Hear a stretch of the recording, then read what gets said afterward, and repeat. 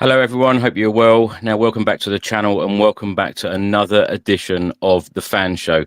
My name is Chris Cowlin and this evening I'll be joined by Craig Dearman. We'll be talking to a number of Spurs fans from all around the world. Now these editions are about you, the fans, getting your opinions so you can tell us exactly how you feel about our beloved club, Tottenham Hotspur.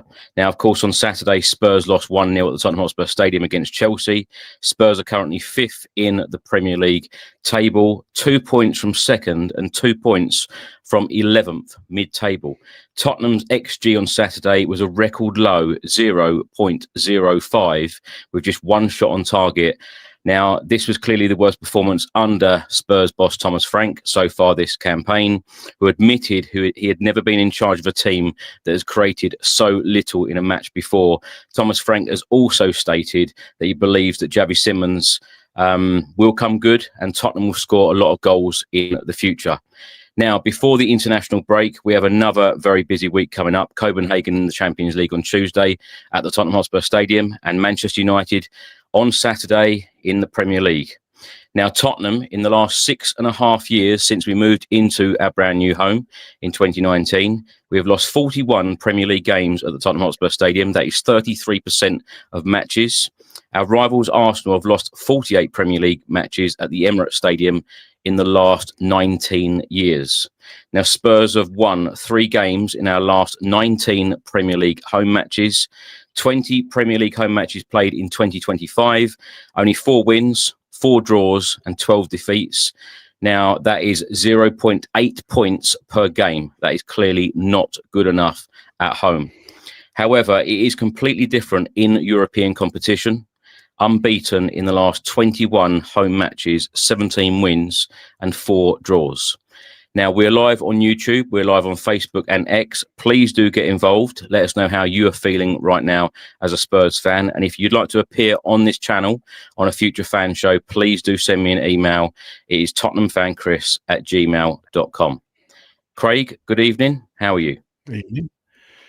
What a happy way to start the show. That is reading them damning statistics, I have to say. But, you know, the stats don't lie, do they? It's just bloody poor, isn't it? It's when you read them out like that. I mean, we've talked about this over the last few days, and just hearing those. I mean, the statistics, the amount of points we've dropped at the stadium compared to Arsenal, that is frightening. That is frightening. Nearly 2 decades they've been at the Emirates. That is frightening. And something's got to change. Look, this home form doesn't. It's not just Thomas Frank. It's not been good, has it? Over the stats show you that, but certainly last year, we were told the stadium would be a game changer. I suppose it has been financially, but you've got to win your home games. You've got to win your home games. You know, we're doing well away from home, but we cannot keep losing and performing badly at home. It's really worrying at the moment, Chris. To be honest, I'm really concerned. Craig, I tell you, it hasn't been a good week. I of course, went up to the Newcastle game Wednesday, and I tell you what, that was hours of travelling, 6.5 hours to get there, lots of traffic. A number of people went up by train or, you know, various other ways. People who went up by train had to actually stay in a hotel overnight and then come back the next day because there weren't any trains after the game. And of course, that was a poor performance. Thomas Frank said after the game, he thought it was very even and he thought that it was one of our best creative performances, which I completely do not agree with. Now, those stats, as I read out there, a record low 0.05. On the podcast after the game, Ricky Norwood actually laughed out loud because I'm sure he thought I got it wrong. I'm sure he thought I was reading the wrong stats out, but it wasn't wrong at all. And everyone has been talking about it in the last 24 hours or so. 0.05. Thomas Frank clearly wasn't happy in the press conference about that stat also, because as he come out and said, he's never been in charge of a team that has created so little. What did you make of that Chelsea performance? And also, I want to pick out a question that George Sessions from the Press Association asked Thomas Frank in the press conference after the game. He said, how can it happen that a Tottenham side cannot have a shot on target when you're trailing 1-0 at half time? You know, where is the fight? Where is the belief? And where is the where's the creativity? Well, firstly, thoughts on the Chelsea game. I thought it was by far our worst performance of the season, and that's saying something. I just think the football's turgid. There's been spells when the ball is just lumped up from the back, clearing it. Look, I'm all a fan of doing that on certain occasions. You know, we all criticised the fact we were continuing to play out the back underhand sometimes and getting caught. I get that, but we seem to do it a hell of a lot, just lumping the ball long. It's almost like park football, missing out the midfield totally. But to be fair, the midfield's almost been non-existent. And when the likes of Bentancur and Paulinho, by the way, I think Paulinho has been on the whole pretty good this season. It's just sideways passing. It just it's too slow. The build-up's too slow. Lets the other team, your opposition, get back into position, and then you got to try and break them down. The forward line are just not good enough, bar Mohamed Kudus for me. They just didn't, Cowlin was running around against Chelsea quite a lot, putting in the yards, but he just wasn't getting the ball. God, where else do you start? I mean, just the whole performance. So the only one that comes out of it with any credibility is Vicario, in my opinion, because he kept the score down. He made a fair few decent saves in that game. Yeah. The whole team just looked lost to me. And people have commented saying, like, what I'm thinking about it, that I'm overreacting. Thomas Frank needs time, blah, blah, blah, blah. He's had a fair bit of time to work with these players. And bar losing Son, we brought in Kudus. We got Javi, obviously, now. I mean, it's pretty much at the moment, other than Paulinho, it's a similar squad to what Ange had last season. And I would suggest Ange was getting more out of these players than Thomas Frank is at the moment. And we're going to ask questions to the guests about what they think. But I just think it's just not looking good at the moment. In a nutshell, after that performance, that was horrendous. And as for George Sessions' question, he's spot on. I don't know what the answer is to that. I mean, the answer is Thomas Frank said that, we're going to be having more shots in the future and the goals will come, but I just can't see it at the moment. I just can't see it. We could have been there for 10 hours yesterday and not scored. Yeah. He was really confident as well that we were going to have a really good performance against Chelsea. He said that a couple of times in the embargoed section. And I've got to say, you mentioned Mohamed Kudus earlier. When you take him out of this team or put him on the sub bench or he doesn't play, it's a big loss. But I tell you what, Cucurella played extremely well and took him out of the game yesterday. Yeah, he did. And I don't like Cucurella. He's one of those players that you don't like unless he's in your team, I bet. Like a Richarlison sort of type of player. But he did very well. He's a very good defender, actually, Cucurella. He really is. But Chelsea's, they had injuries themselves. Their centre-back partnership, they weren't the best. On paper, anyway. Chelsea have been conceding goals and leaking goals, and I just thought it was a perfect opportunity to get at them, but we didn't lay a glove on them. We just didn't lay a glove on them.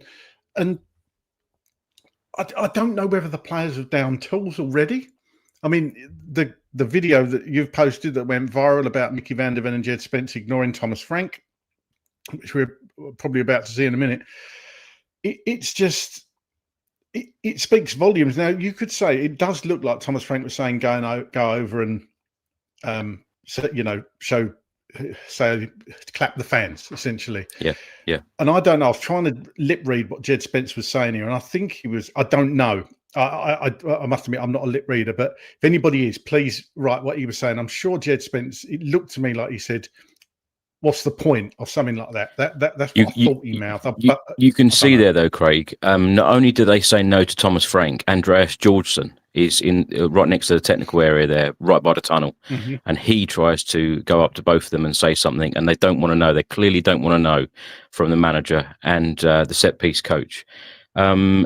What do you read into this? Because I've seen a lot of comments. A lot of people have watched this video on multiple platforms in the last 24 hours. What do you make of it? Because Alan Shearer, interestingly, he turned around and said Spurs were an embarrassment. They were booed off the pitch. I get they want to go out. They want to get off the pitch as quickly as possible, get back into the dressing room and say their sorries later on. I get it and understand it. As much as Thomas Frank likes to go around and thank the fans and clap them, I get the players' point of view that they've been absolutely awful and they just want to get off the pitch as quickly as possible. If you were a player, would you like the manager saying, no, come on, we've got to go and clap the fans? Because a lot of people in the stadium left the Tottenham Hotspur Stadium at 70, 75 minutes. There were a lot of empty seats. Certainly with 10 minutes to go, there were a lot of empty seats. And people just didn't see where the creativity was coming from, which of course we didn't get it because we didn't have any more shots on target or any opportunities. Surely the right thing is to do is, you know, especially when Van der Ven was wearing the captain's armband yesterday as well with Romero on the bench.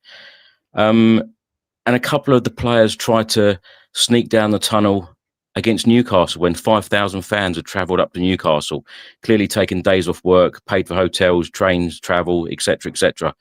It has to happen regardless of the result. And that's one thing I'd always big Thomas Frank up for. And when he was at Brentford as well, whether they won, lost or drew a game, he'd always do exactly the same thing. And I've noticed that whenever we've been home away, whatever our result has been, he has always come over to the fans. Yeah, absolutely. And you can't criticise Thomas Frank for that. Absolutely, 100% agree. As regards Alan Shearer's points there, I totally get it. I mean, as you know, Chris, Alan Shearer is my favourite ever player. I get what he was saying there about the players just want to get off down the tunnel. But if you're going to take the applause when you've done well, you've got to go and say thank you to the fans when you've done badly yourself. Even if you're over there for 10, 20 seconds just clapping them and you're getting people shouting stuff at you, you need to give the fans a bit of respect and go and just hold your hands up. If you've had a bad game, they've paid money to watch you. The fans pay the players' wages, essentially. And they need to, no matter how bad they're feeling, they need to go and applaud the fans and say, essentially, thank you for coming and watching that crap. That's what they're saying. And like you said, against Newcastle, the fans taking days off work, the cost of tickets, even the home game, £94, the tickets for yesterday, and you're served up that to watch. Family of four, you're going to be spending. That's why we didn't go. I could have got tickets yesterday. I can't afford 450 quid, essentially, once you've paid for parking and a bit of food in the stadium, petrol. Family of four, over £400 to watch a football match and get served. Even if you won 10-0, you might think, oh, okay, fair enough. But Christ almighty, you get dished up that. Yeah, it's not on.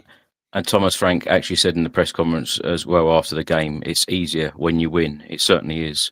Craig, what do you think that they were actually really annoyed about? Was it the fact that they were part of the mistake for the goal?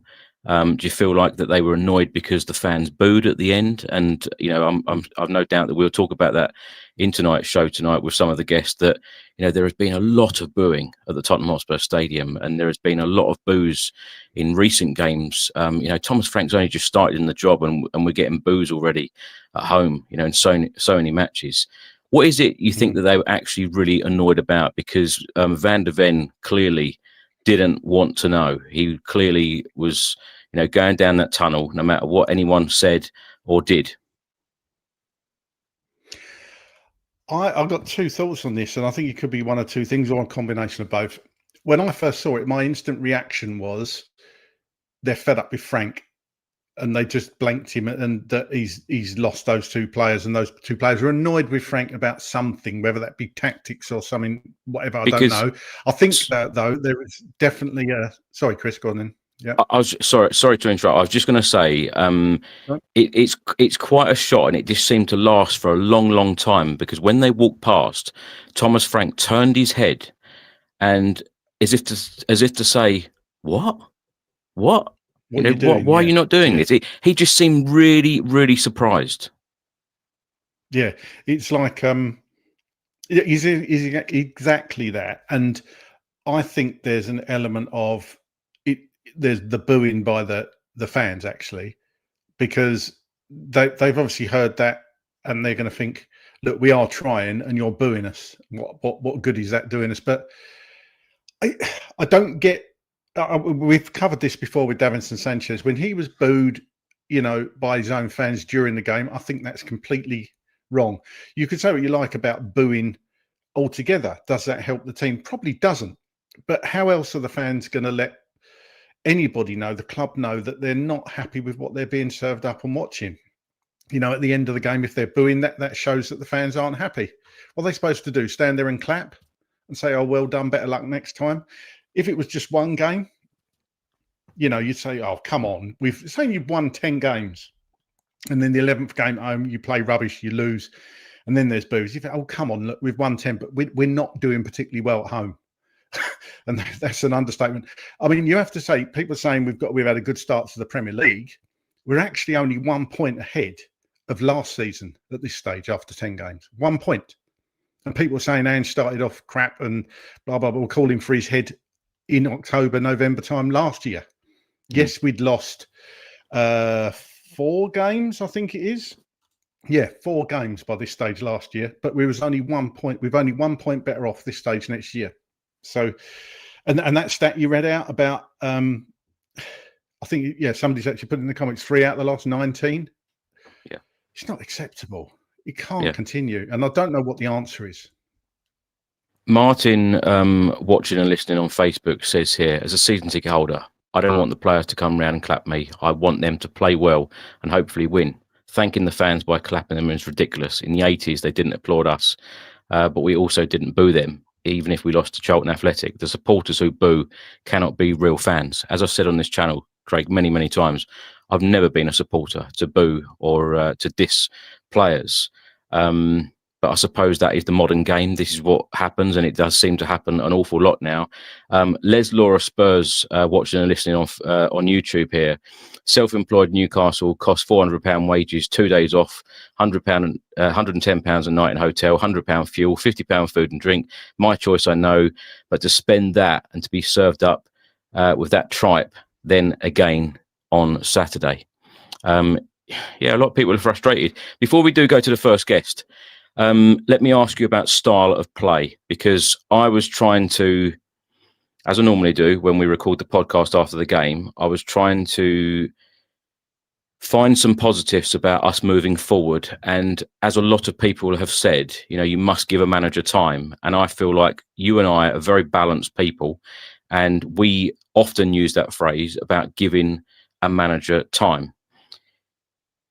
How do you think this is going to pan out, Craig? Because when you're talking about giving managers time, you often see what they're trying to do. And I must say, I haven't been impressed this season with us going forward. I haven't been impressed with us in the final third. And I am really struggling to find some positives where we are going to be creative and score goals, particularly with some of the players that we do have. Yes, we can talk about transfer windows. Yes, we can say, oh, perhaps we'll go out in January and sign another striker and we have a little bit more firepower up front, etc., etc. Perhaps we'll go out and sign a left winger. Some of this is probably unlikely because it is the January window. And I know that a lot of us, including us, never like to hear that term. It's difficult in January. We probably have to wait for the summer to have any, really good or meaningful signings in during the summer. But the style of play under Thomas Frank, what have you made of it? Do you see it improving, and does he have to change it? I think he's got to change it, because firstly, what do I think of the style of play? I don't like it at all. I really do. It reminds me, I hate to say it, but it does remind me of Nuno. It really does. And the booing at the stadium yesterday, that reminded me of Nuno's last days. Now, look, I'm not sitting here saying we've got to sack Thomas Frank. This is not all on the manager. It really isn't. I don't like Frank's style of play, but so you could argue he hasn't got the players in to play the way he wants to. But we did bring in players in the summer. We've got attacking-minded players like Javi and Kudus. I think Javi is being strangled a little bit where he's moved out onto the left. I think he's probably feeling a lot of pressure sometimes as well. I haven't been impressed with his performances, but I'm willing to give Xavi Simons a bit of time, to be honest with you, because he's new to the league. Very lightweight, if I'm honest. He does need to bulk up a bit, but Xavi, I think I'm hoping Xavi will come good. As for the style of play, I somebody said there it's slow and boring. I can't. I say I can't watch it. We have to watch it with Tottenham fans, but it's just incredibly frustrating to watch, Chris. It's even worse when you're actually at the stadium, you know, because you can just see it. You can feel the atmosphere, the fans. We might have a 5-10 minute starting period where we start off 100 mile an hour, and then it's just reverts to type to slow. And there was a moment in yesterday's game where Bentancur had the ball and he could have turned and gone forward, and he didn't. He turned and went back, and the crowd started to boo, and he physically sort of stopped because he was going to play it back to Vicario, and there was no need to play it back to Vicario. He had a couple of passes on. He actually turned and played it sideways, bizarrely. I think that's what they're being told to do. You know, that's part of Frank's training. I know we've been used to Ange forward, pass it forward. We used to hear him, didn't we? Pass it forward. Do not pass it back. And I think we've just gone too far back the other way with Frank's tactics as they stand. Yeah. So I thought about this earlier, Craig, and I'm trying to be very, very balanced here without because I tell you what, I probably shouldn't have hosted the Spurs Chat podcast after that game because I was pretty annoyed. I was pretty upset, particularly when we lose a game, and especially losing, again against Chelsea. And Chelsea have visited our stadium 7 times since we moved there in 2019, and we've lost 6 of them. And all of the bantering today with the Chelsea fans saying that the Tottenham Hotspur Stadium is our second home and stuff like this. It is not nice to see. It's not nice to read, and it's very, very frustrating. But with Thomas Frank, how do you see it panning out? Because he's got to change things. He's got to get the best out of some of these players. And when you're looking at scoring goals, because again, he said he's very confident about scoring goals. He's very confident about Xavi Simons coming good, which of course he has received a lot of criticism and a lot of flack from a lot of Tottenham fans recently. And that only added to it after Chelsea. But how do you see it panning out? If it doesn't, brutally honest, if it doesn't change and we keep losing games, then we all know what's going to happen. Thomas Frank is going to be asked to move on. How long the club give that, I don't know. I think it would be different if fans could see a clear plan and we were trying to play in a certain way. And I don't think anybody can see that. If anybody can come in and write in the comments, what is our style of play? What is our direction? Then please put it in the comments and we'll put it on screen. But I don't know. I'll watch every Spurs game like most people here, whether you be at the stadium or on the telly. I can't tell you what our style of play. Well, I can tell you how it looks on telly, but I don't know what the plan is. I don't know what the plan is. And I was going to say, Craig, going forward, we were definitely more entertained under Ange Postecoglou. But defensively, we are so much better under Thomas Frank. Somehow we need to meet in the middle and have that balance. Is this part of the process, would you say? Is this part of the process where he's got to really shore up the defence and then everything else will follow? And also, let's look at when, and I know a lot of people have said this to me, particularly yesterday at half-time and after the game, when the likes of Dejan Kulusevski and James Maddison come back, it could be very different. Do you have full confidence that we could be a very different side, an entertaining side? Because I keep hearing that word boring, and you've just said it a minute ago. I keep hearing that from a lot of Spurs fans right now, and that is not good to hear, because we know, that phrase, the Tottenham way. We want to be playing the Tottenham way, which of course Ange Postecoglou did, but defensively we were absolutely woeful, hence the 22 league defeats, hence why he got the sack in the end. Yeah. And bizarrely, we won the Europa League playing a completely different way to what Ange Postecoglou wanted to play. Was a pretty dire final, wasn't it? But we got over the line. Look, I'm not. If it keeps going the way it's going, people waiting for Maddison to be back. Thomas Frank won't be there to even play James Maddison again. If it keeps going the way it is, the fans will not put up with boring, mediocre football. That's the bottom line. You know, I saw people saying, "Look, we're not Brentford, we're Spurs. We shouldn't be playing like this." It just goes from one extreme to the other. You can say what you like about it. He has improved us defensively, but then we lost to Chelsea to a very, very poor goal, individual errors, you know. And you could also argue that we haven't got the attacking players to play the way he wants. But how does he want to play? Brentford generally would play on the counter-attack. Yes, they'd push and press high on occasion when they had Mbeumo and Wissa. We don't even seem to be pressing high up the pitch. Do you know what I mean? We'd be winning the ball in higher turnovers if we were, and we're not. People are playing through us. You know, we have a double pivot in the middle of the park, and they play through us. Chelsea played through us yesterday. I can't see what the plan is. Yeah, Thomas Frank seemed to be very disappointed by Tottenham's pressing on Saturday. Rich writes here, style of players playing it around at the back between the two centre-backs and the goalkeeper until we lose the ball.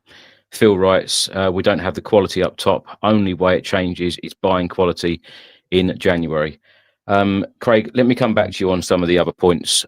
Let's go now to Congo, and let's go and talk to Hussein.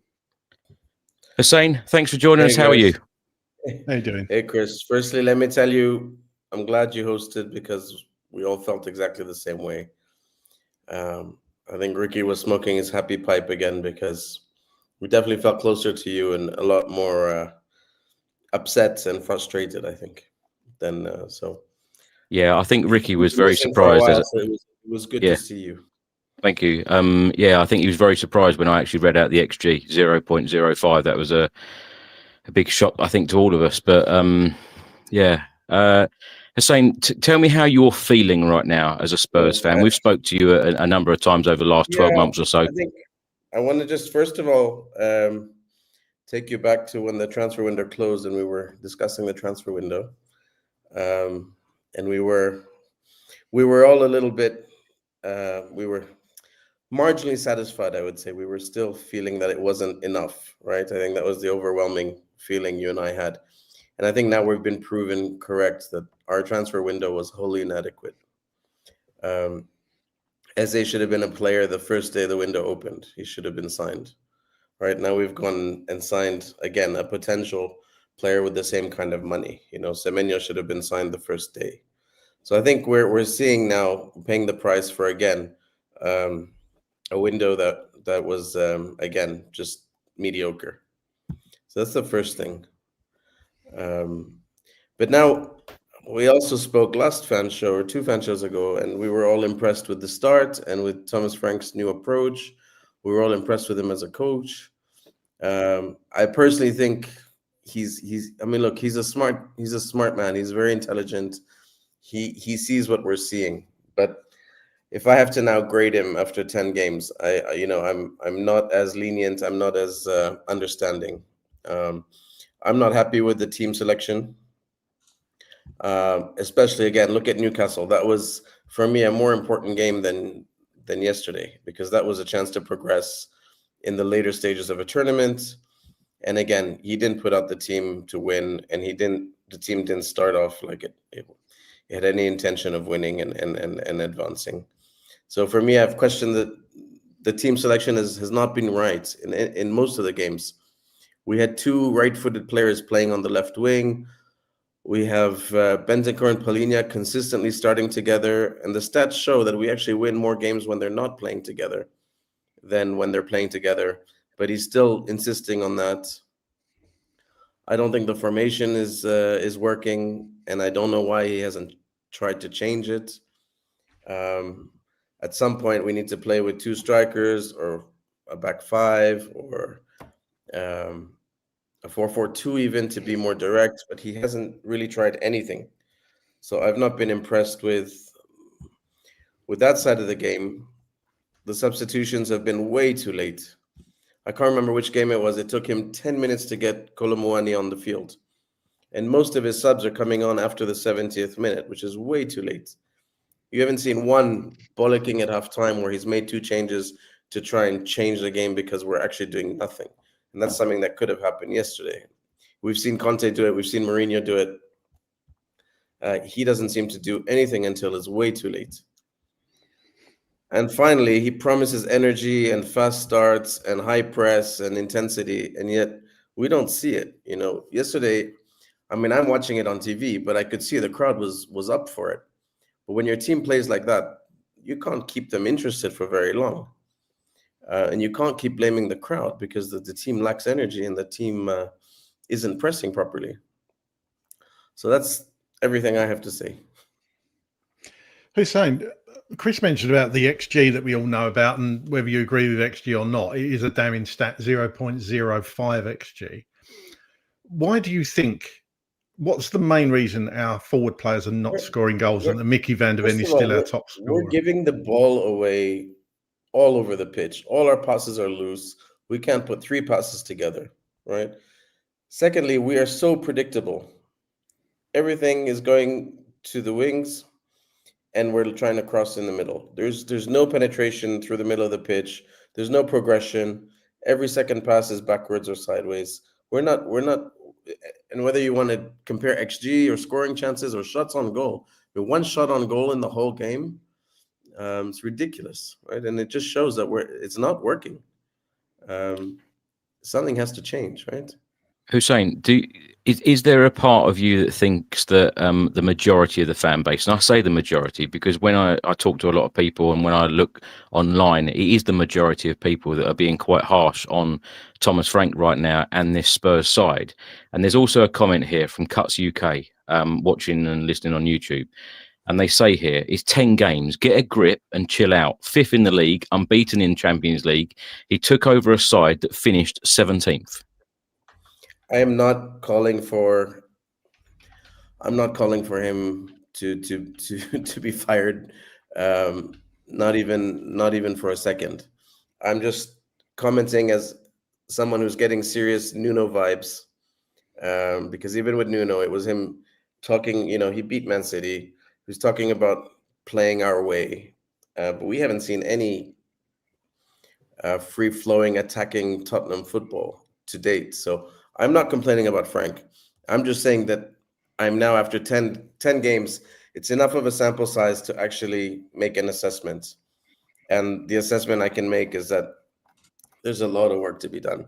I think he's praised the team a lot of times when they haven't really played well, and he says they've played well. He talks about losing half of a game, but we actually lost the whole game. We were never in the game. Doesn't matter which game he's talking about. So, in Monaco, that was flattering. I think the performances haven't been very adequate, actually. So I don't want to get on the coach, but he has to try something different and he has to do something else. That's all I'm saying. Craig, let me ask you to react to some of these comments here as well, because Will writes here, the league position is not reflective of the awful performances. And Philip writes here, I cannot believe all of this negativity. What a fan base. I agree that I've said this, haven't I? That the league position is almost false, actually, when you look at who we've played. Yeah, we're only 2 points from 2 points from second, 2 points from mid-table in 11th. So I can't see how people can really judge the league table at the moment because 1 or 2 bad results, we could be 12th or 13th. I'm not looking at the table. I'm just looking at our performances. I'm not seeing exactly. I'm not seeing progress. I'm not seeing games that we should have won, but we didn't. I'm seeing games that we should have lost and we didn't, which is different. No, you're saying you're spot on. I totally agree. It's about the performances, Chris. Whether we're second, third, fourth, it's the performances we're putting in.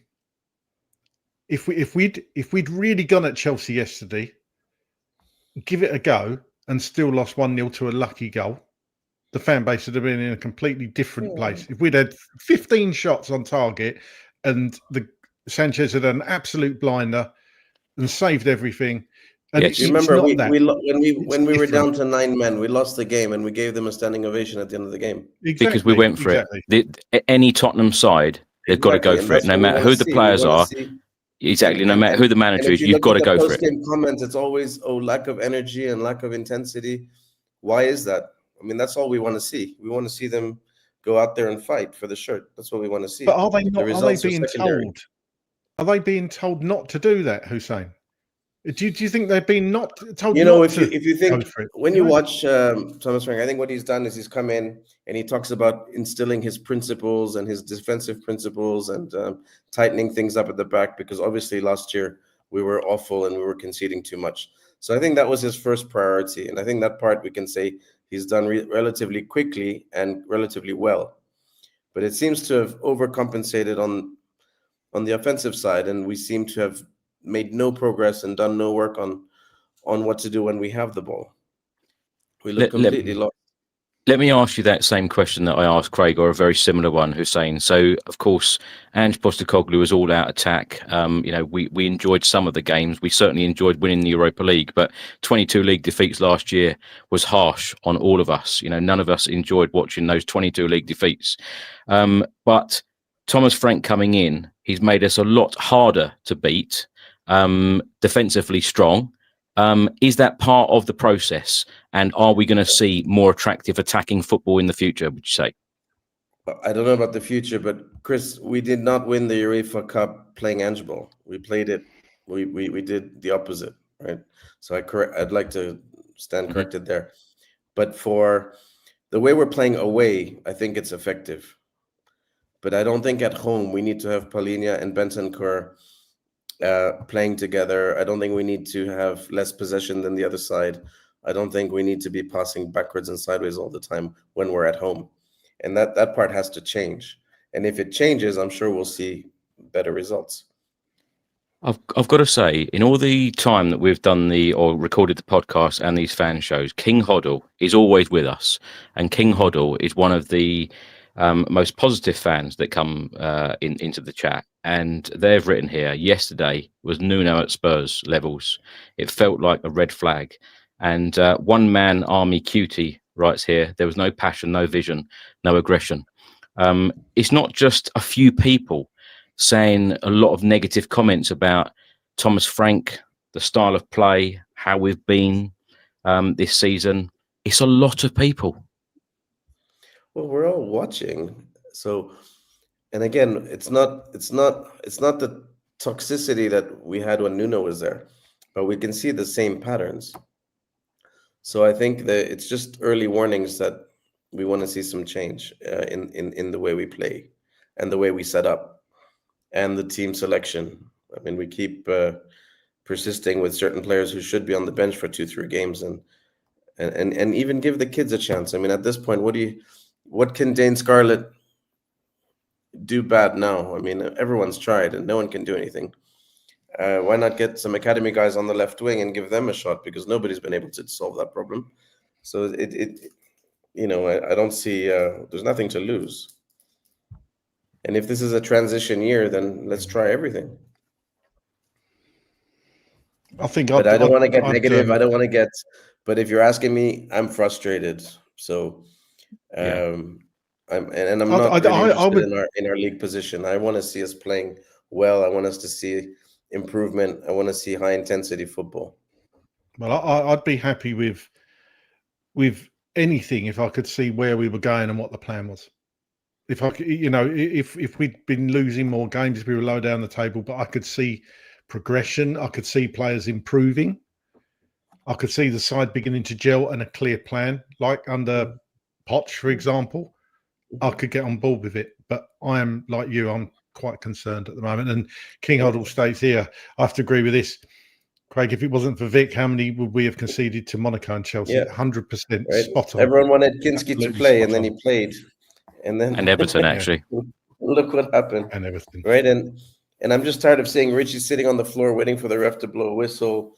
Yeah. Or Xavi also sitting on the floor 5 times a game, waiting for the ref. I mean, this is the Premier League. You have to get up to speed right away. And obviously, hopefully it comes good. But yeah, he needs to stay in the gym for a few months. Modric had issues when he started. It took him a little while, but he bulked up eventually, and he made it through. So I just think we had poor planning because we knew Kulusevski wasn't going to be available the first half of the year. We knew Maddison was out for the year. We didn't really prepare well. We knew Son was leaving, and we didn't replace anyone. And we're going the second year in a row without a backup left back. So now we're sharing one player to back up both positions. Kudus looks spent already.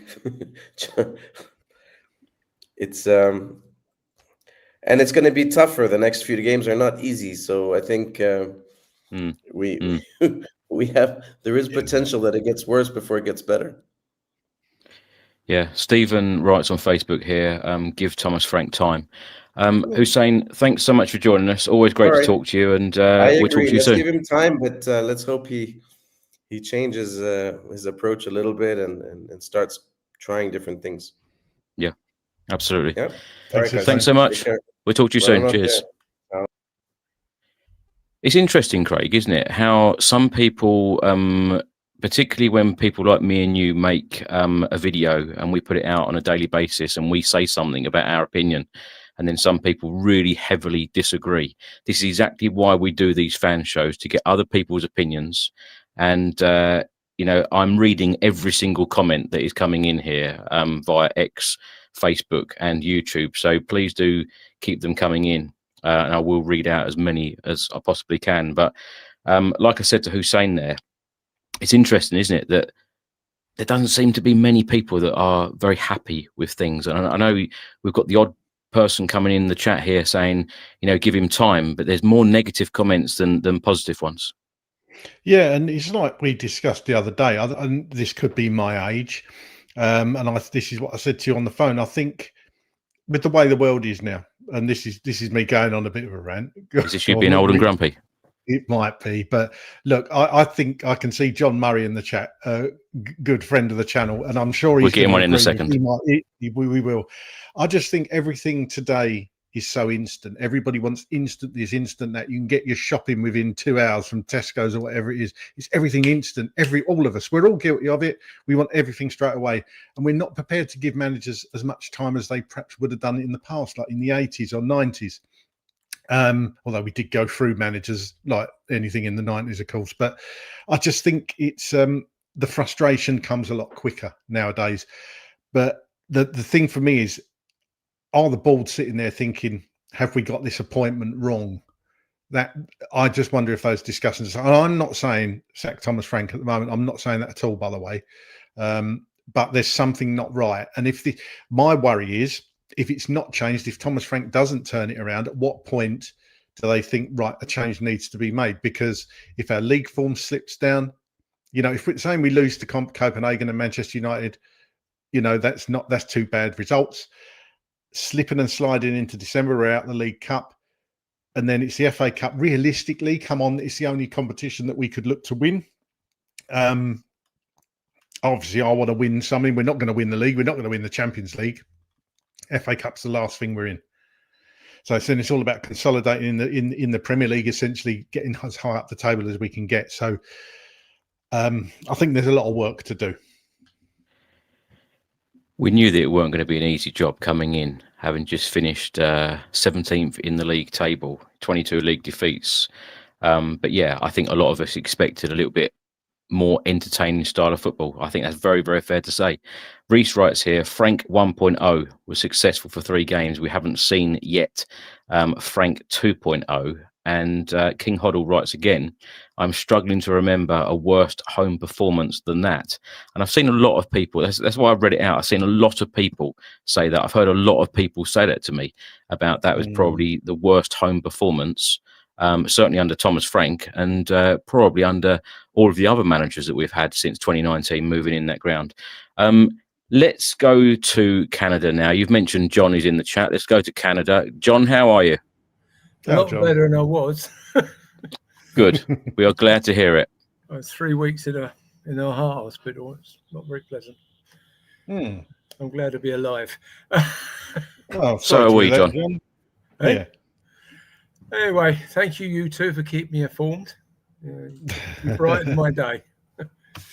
Well, we'd like to brighten your day by talking about some very attractive wins, John, but it's not happening right now. But how are you feeling right now as a Spurs fan? Well, yesterday was not a day we will remember with pride or pleasure. You know, it was pretty miserable. Is there dissent in the camp? Yes, probably. The way Van der Ven and Jez Spence walked off yesterday, there's dissent there. There's certainly not, they are not, should we say, on board with the manager. And where do we attribute responsibility for all this? We've won one at home this year, 2, and we've lost to teams we should have beaten, and we drew with teams that we should have beaten, and we got wonderful words of we came from behind and did very well. So all that must sit at Thomas Frank's feet. Sorry, I'm not screaming for his head, but it must sit at Thomas Frank's feet. You've all said that. You've all said that. Craig said that on this stream so far. Hussein just said it, and now you've said it. You're all not screaming for Thomas Frank to go, but you're all unhappy. You all want something to change. What has to change, John? What will change? What can he change almost instantly to get things a lot better and the mood to go up? Well, I think Hussein said it, and I'm sort of with Hussein there. We got young Scarlett sitting there. Well, why not give him a run?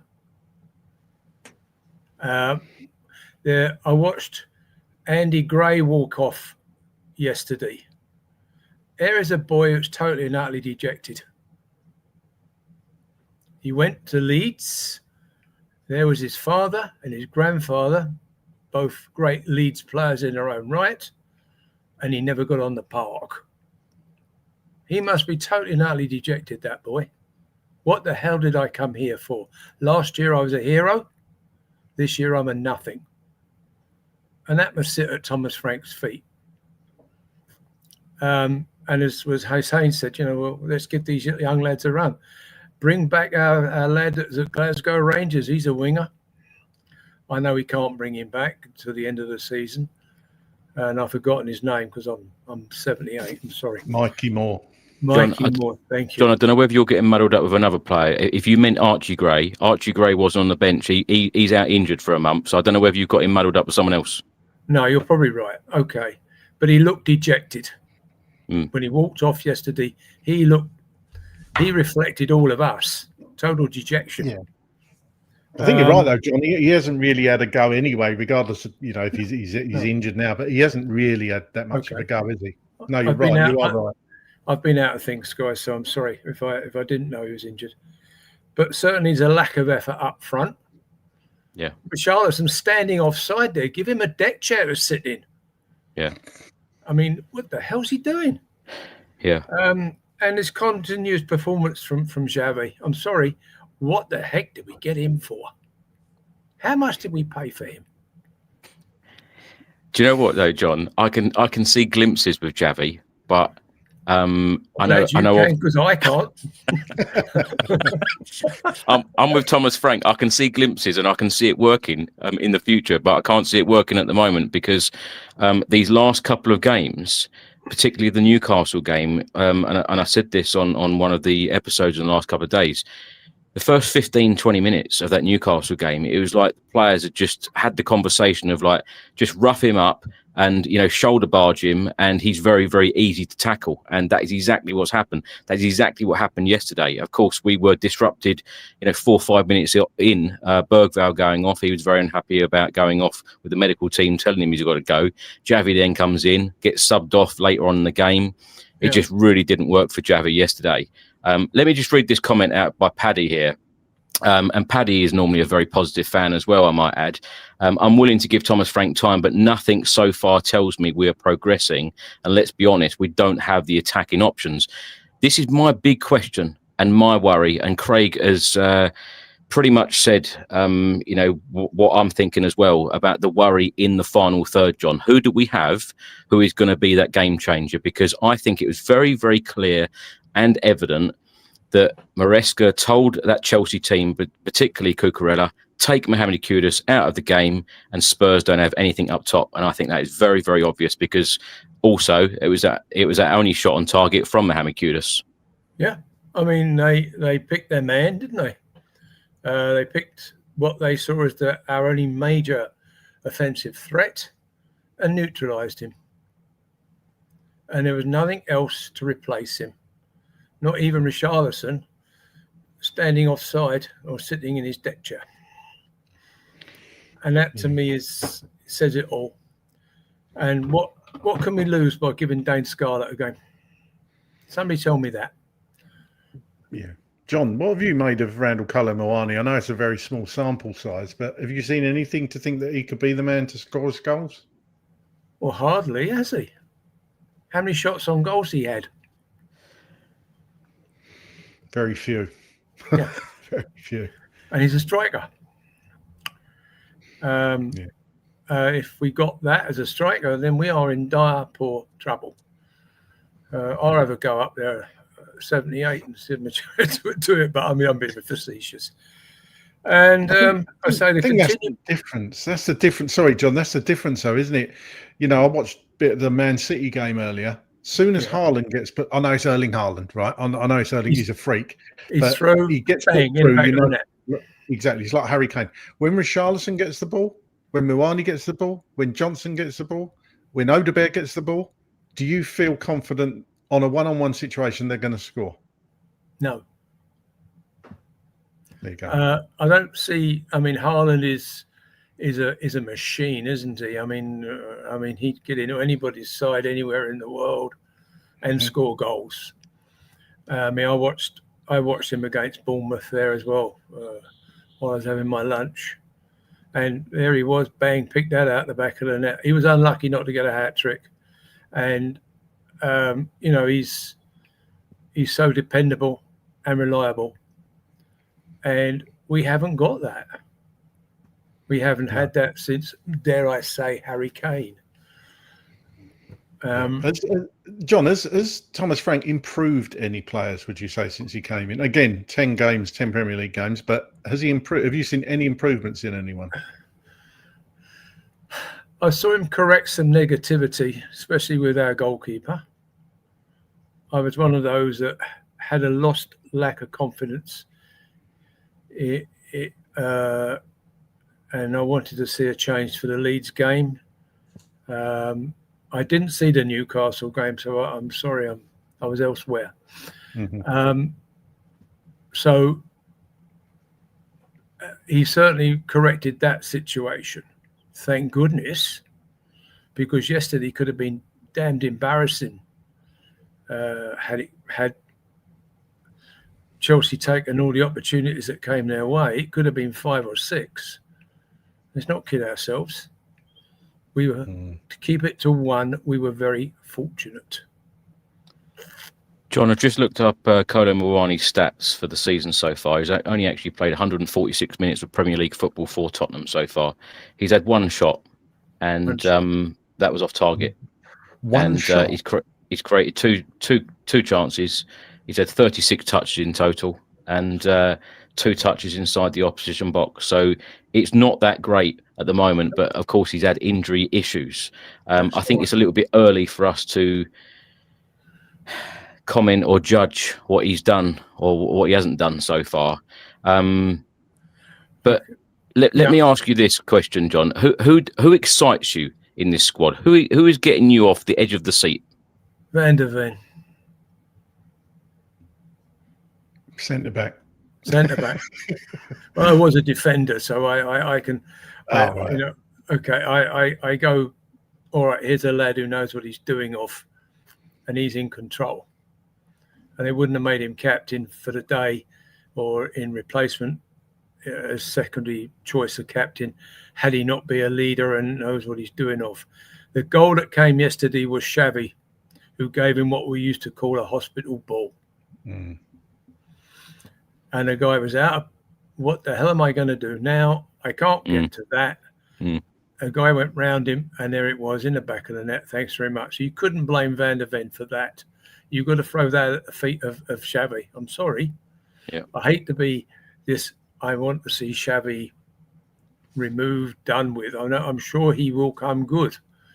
But yesterday, he was a liability. Yeah. And that's that to me was, and I'm just trying to think, who was the last person it was under Brian Martin Joel. He put this guy on as a sub. The guy was absolute disaster. He came off, ripped his shirt off, got abuse from the crowd, and never played for Tottenham again.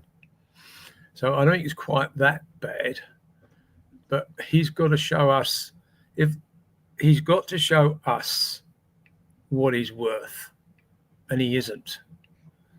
And if you've got an employee, I'm going back again, right? You bring in an employee and you think he's worth X in his weight in gold, etc., and he isn't, then you take action. And you lay it on the line at the person and say, well, come on, you promised me this and you promised me that, you promised me something else, and you haven't performed. So someone's got to lay it on the line at Xavi. Hey, you're failing. John, let me go back to the point about us not having a shot on target against one of our biggest rivals in the whole entire second half. Yes. What on earth did Thomas Frank and the coaching staff say to the players at half time? Because normally when you've had a poor first half, and I might add as well, I talk about booing a lot, there were boos at half time. So you would expect that reaction. You'd expect the players to go in the changing room, the manager to, do his talk, whether he's calm, whether he's shouting, whatever he's doing, however he delivers his team talk at half time. You'd expect a real difference. You'd expect Spurs to come out, pumped up, pride on shooting, their chest, and let's go out and do you would something. expect that. Yeah. And what do we have? We had, well, let's get the ball down there. Oh, we lost it again. Let's get back. And there again, here we are, depending on Van der Ven and the other lad there that we got from Austria and the two fullbacks to hold them out. And that back line saved, and the goalkeeper saved us from an awful lot of embarrassment.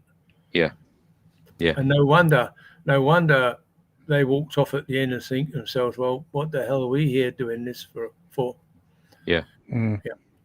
Let me just read out a quick comment from goalkeeper Vicario, because as a couple of you have mentioned already, he saved us, getting a point in the Champions League a week or so ago at Monaco.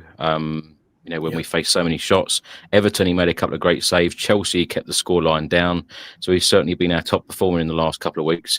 He come out and said, it's tough to accept this, but this is a reality of today's game. Everyone knows that personally, we have to do a little bit more if we want to achieve good results, make everyone happy and make ourselves happy. It's a bad day for us. We didn't perform at our best level. Craig, how many times have we heard things like this? But, as I've mentioned, if anyone can hold their head up high and have really earned their wages in the last couple of weeks, it's certainly him.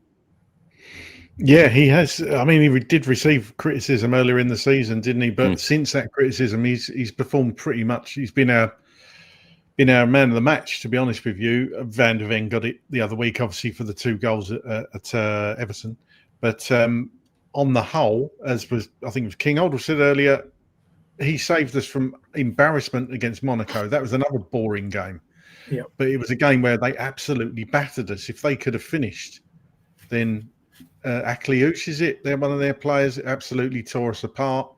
They could have scored. It could have been 5 or 6. We were so lucky to escape there.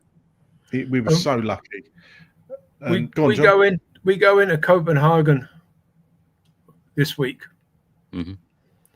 We should come out of that 3-0 winners. If we don't, there's a lot of questions to be asked. And then what do we face next week? We face Man United at home. How much should Craig put on that? I'm not a betting man. I wouldn't advise him. I would never bet on my own team ever. John, at least you've made me laugh tonight. Thank you for that. I'm always a pleasure to talk to you guys. Thank you for keeping me informed. Well, John, I've got one more quick question for you before you go. Mandy writes here, watching and listening on YouTube. She says, blame the players. They are on the pitch, supposed to be professional. When it is a performance and a result like Saturday against Chelsea, where do you put the blame? Is it the manager? Is it the players, or a little bit of both? It's got to be a bit of both, isn't it? They're the team.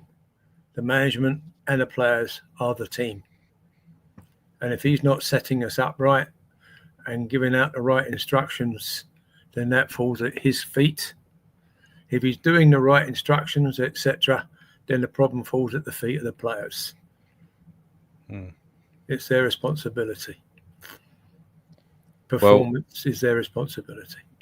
I'm glad you're looking forward to a positive week. A 3-0 win on Tuesday evening against Copenhagen. I hope you're right, John. I hope we're all smiling. I hope we are. We need a good win. Yes, going absolutely. into next weekend against Manchester United. Yep. Absolutely. Well, stay well, John. And Thank you very much, lovely guys. to talk to you again, and we'll speak to you soon. Cheers, John. Thanks a lot. Take care, John. Both of you, Finny. Thanks. Cheers. Thank you. Cheers. Bye. Right, we're now going to go to Charlie. Charlie, how are you, mate? Hi, Chris. I mean, I'm still in a good mood. I've just had 2 weeks off from school, and I've got an inset day tomorrow, so that's keeping me going. But I'm not good about Tottenham. You know, that was embarrassing. Is probably the word for it. Home to, my opinion, our second biggest rivals, and 0.05 XG. It's not good enough. And, you know, everyone's coming here, or Frank. We have to give Frank time. I look at the managers out there. Probably the best one who could come in, probably Xavi. I mean, what difference is he going to do to Frank? Nothing, if you ask me. I don't enjoy the way we play under Thomas Frank. I hate boring football, all right? But when I play FIFA with my friends, I get it's a very different game. They're rainbow flicking it over my head. They're doing Travellas, and then there's me. And I'm just playing 5 at the back, everyone defend, and they go, you know, Charlie, why don't you try a skill move? Why don't you take a shot from outside the box? And I'm there on my controller, and I go, look at the score. And the score is 1-0 to me, and I get the win. If that's how we have to win, then let it be, all right? We win the game. But it's not enjoyable, but I just want to win. All right?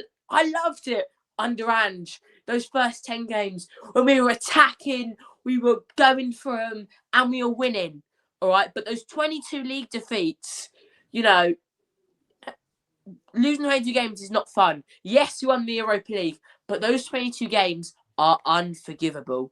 That was awful. Charlie, do you know that there's a comment here from Rich, and I completely agree. And I said words to this effect earlier to a couple of people as well. The whole league is boring, and no one is taking it by storm at the moment, the Premier League. I know some Arsenal fans will say, oh, we're going to win it, and we're, this amount of points clear at the top, blah, blah, blah. But it is pretty boring at the moment, 10 games in. Does Thomas Frank need the time to make us defensively stable before he can get us, playing entertaining football? Because even when I was at the Hill Dickinson Stadium a week or so ago, we just beat Everton 3-0. And some people were walking away from that stadium going, oh, yeah, we won 3-0, but we weren't really that entertained. Does it really matter to you how we win games, or is it just about getting the 3 points? And Craig, I'll also come to you on that after as well, that same point. As a fan, I want to watch us playing amazing football, scoring lots of goals, entertaining. But Frank's job isn't to entertain the fans. Frank's job is to win trophies, and win.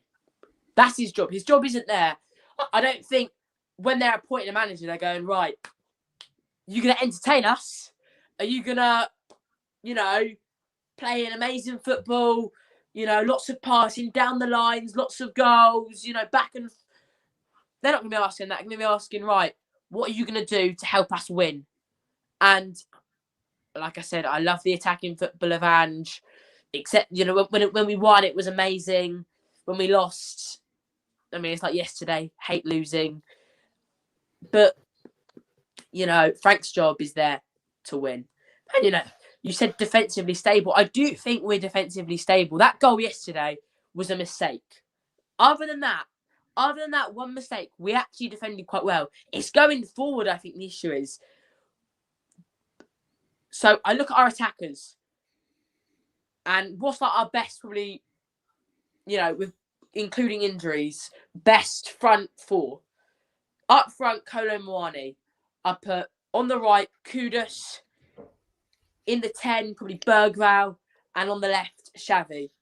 Xavi was useless yesterday. And I was not impressed with him at all. I was very optimistic when we signed Xavi. I've been following Xavi since he was at PSG. I think I was subscribed to him on YouTube many, many years ago when I was just very, very little. He was doing all these amazing skills when he was, 12 or 13. I'm very, very optimistic. I'm so happy he's coming to Tottenham. But yesterday, I mean, what was that? That was awful from Xavi. And, yeah, I wasn't impressed at all.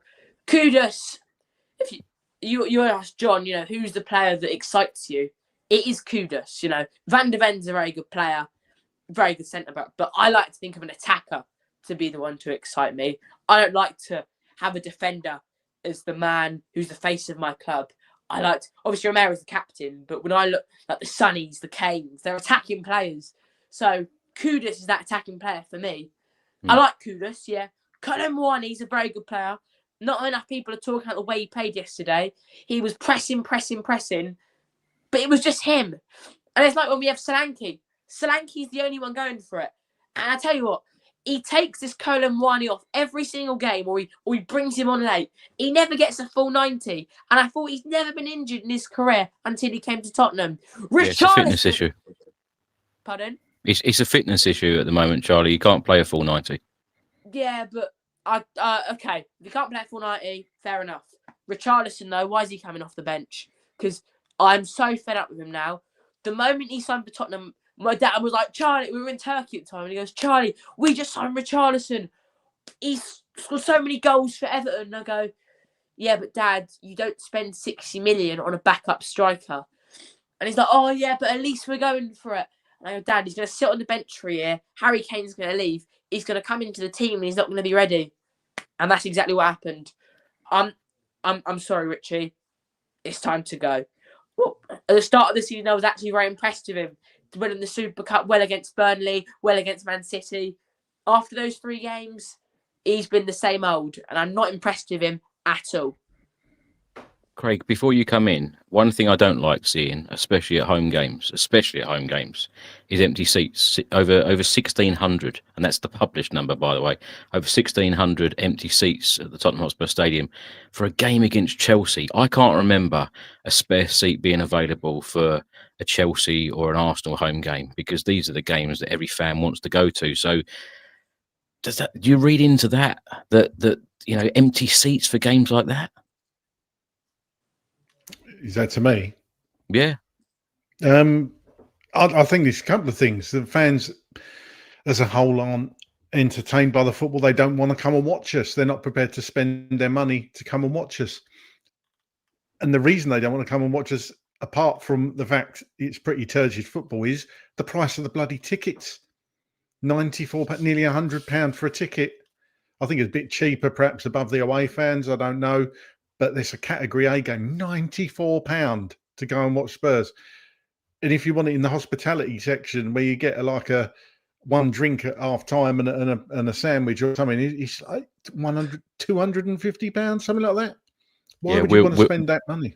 Will was also said about, have you seen Ticket Exchange? There's plenty of tickets on there. People are trying to resell their tickets. But Craig, let me.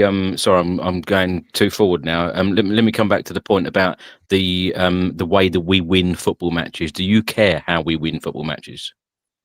If we were winning every week, if you say, we win 1-0 every week, but it's boring and we hit people on teams on the counter attack, sit back, soak up pressure. We're conceding 20, 30 shots against us each game, but we're going to go down the other end, have one shot and score a goal.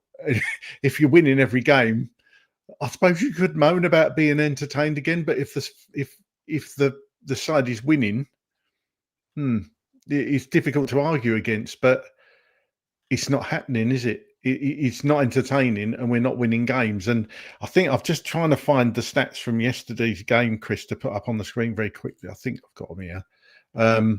That, if people didn't believe it, there it is, 0.05 XG. But it's the shots. Look at the shots Spurs had. 3, 15 Chelsea. 15, 9 on target, 1 on target for Tottenham. It's just horrendous.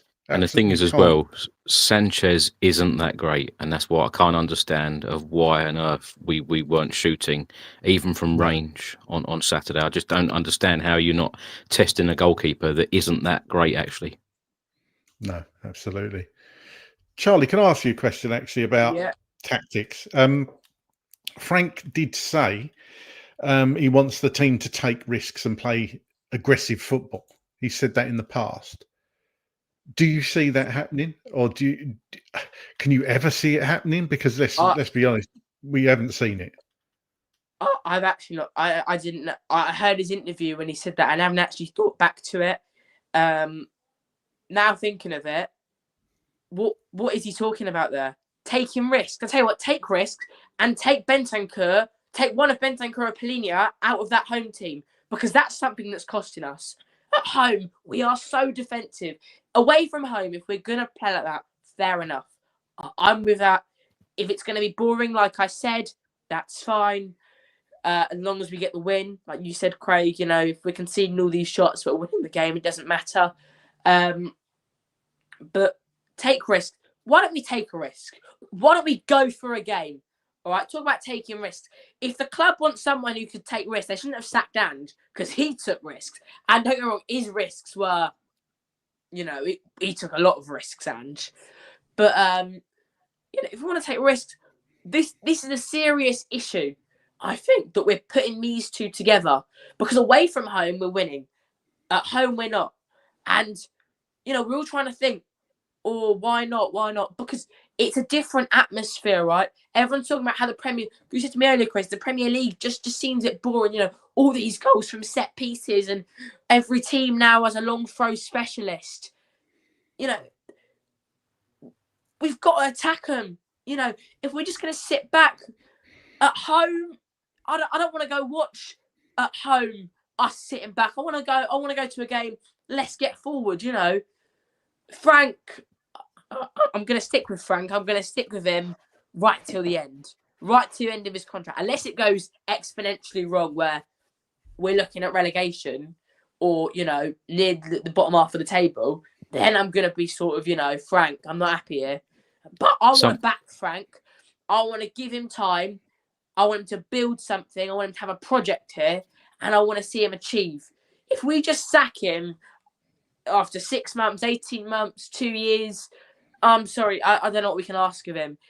Let's say, in the 3rd season, it's still not working. Then I can understand why we'd sack him. Because, we've given him the time and we haven't seen the success. But right now, everyone said after Andrew's first season, we came 5th. That was a really good season. We're 4th. We know we're 5th because City won. We're 5th. All right, and don't get me wrong, we're only 2 points away from 11th or 12th, is it? That's how it's going to be. That's how tight the gap is in the Premier League. But as long as we're 4th and we sustain 4th, right? If every team keeps going the way they are until the end of the season, we're going to finish 5th, which is probably a Champions League spot. And don't get me wrong, I hope that doesn't happen, because that means Arsenal are going to win the league. But it's not sustainable though, Charlie. If we can't put the ball in the net or create chances or have shots on target, even at home, when you're meant to be a real force at home, that is not sustainable. That Spurs are going to finish in that league position. And when we're 2 points away, no matter whether someone wants to be positive, negative, glass half full or half empty. It's 2 points away from second right now. It's 2 points away from being mid-table. And, a couple of defeats, from now, Spurs could be dropping down that league table, very fast. And someone did correct me, or try to put me right earlier and say, look, Manchester City are entertaining. I completely agree. I watched the game on Sunday. Of course, they beat Bournemouth 3-1, a very good Bournemouth side, I might add. When you've got Erling Haaland in the team, you're always going to be entertaining because you know that you're going to score goals. XG for them on Sunday, 2.21, shots 15, shots on target 8, touches inside the opposition box 43.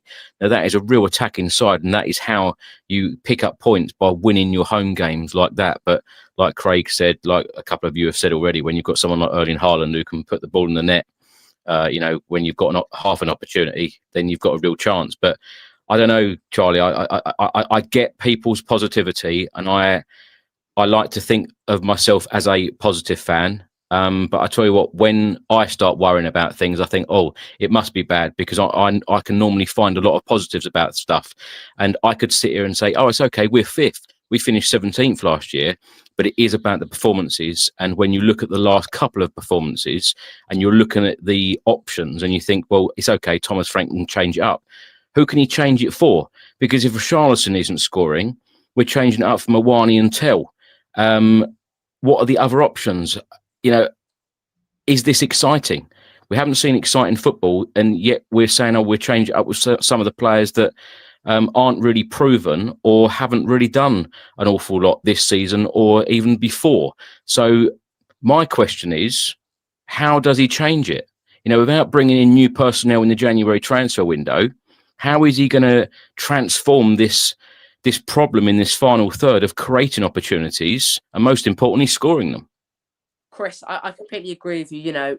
One shot on target at home isn't sustainable in the Premier League. Absolutely not. But and 0.05 to hit the G isn't sustainable in the Premier League. But that's one game. That's one game where we've had that awful, awful performance. Away from home against teams like Everton, we've scored 3 goals. At home, it's not clicking. And it's because he's treating home games the same way as away games, defensive. And I don't like that. I think we have to go for it more at home. But, we don't have an Erling Haaland. We need a striker. And how do we create, Chris? That was your question. How do we create? Kulusevski and Maddison. Kula isn't too far away from coming back, I'd like to think. But there's no point of everyone keeps saying, oh, we're going to wait for these players. We're a good couple of months away from that. He needs to find a solution now. It's not about saying, oh, we're going to have to wait for Kulusevski in a couple of months and wait for James Maddison to come back for the start of next season. We need it now. Well, here's something I feel for Frank, because he brought Xavi in to create. And Xavi has not been very good in his first couple weeks at Tottenham. But he has got to find a solution now. And I think, obviously, I don't know how long Bergval's out for.